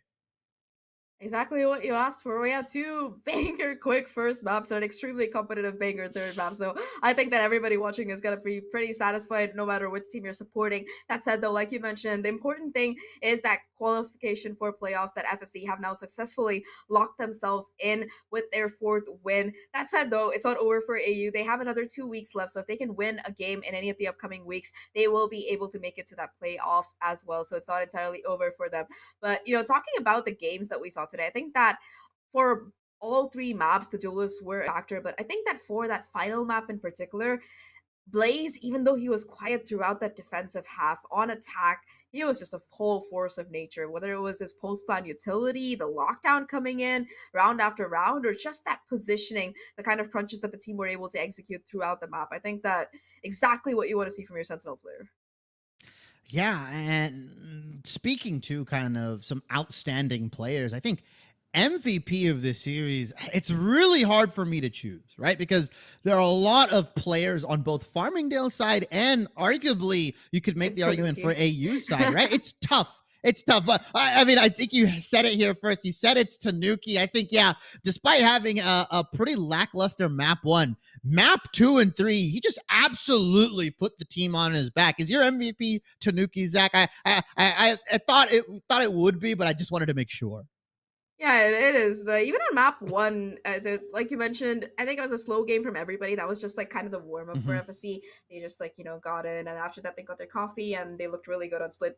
But yeah, they were able to carry that momentum forward. And of course, Tanuki, I think he is my MVP, not just because of his insane fragging power. Like, I think I lost count of the amount of 3Ks and 4Ks we saw from this guy. But overall, it's just being able to coordinate with the L rate, lead that charge, find that opening kill, and take up that little bit of extra space as well, whether it was on split towards CT or whether it was on Lotus towards that backside, or just being able to find those chain kills together. Overall, I think that Tanuki was doing exactly what his team needed, whether it was on that retake scenario or towards that attacking side. He was pretty flawless throughout that entire map 2 and 3, so I think that's pretty much why he deserves my MVP. I think I'm willing to bet that he also has the most number of first bloods throughout today. Like, Tycoon was leading the charge in map number 1, but 2 and 3, Tanuki definitely won that bet. Well, a perfect summarization of the player that we got to see, our MVP Tanuki, and a perfect summarization of the kind of series we had today. And with that, we are good to close here. But we've got matches tomorrow. If you don't like Valorant, if you want to see something else, tomorrow, 6 p.m. EST, we've got the ECC Super Smash Bros. Ultimate Singles. And right after that, at 7 p.m., we've got the ECAC Rocket League match. And one more thing, at 8 p.m. EST, we've got the ECAC once again coming back with their Overwatch 2 matches. Same time, same place. Don't go anywhere. But that will do it enough for me and Zach here on the ECAC Fall 2023 Valorant Week 6 match between Adelphi and Farmingdale State. Congratulations to Farmingdale taking the games 2-1 and clinching themselves a playoff spot. I had a lot of fun. Zach, I know you had a lot of fun. Shout outs to our production in the back. Shout outs to the teams, and obviously a special shout out to you. Yeah, you, the viewer, for staying here and watching with us through thick and thin. I appreciate you guys so much. Don't go anywhere. Actually, go get out of here. Leave.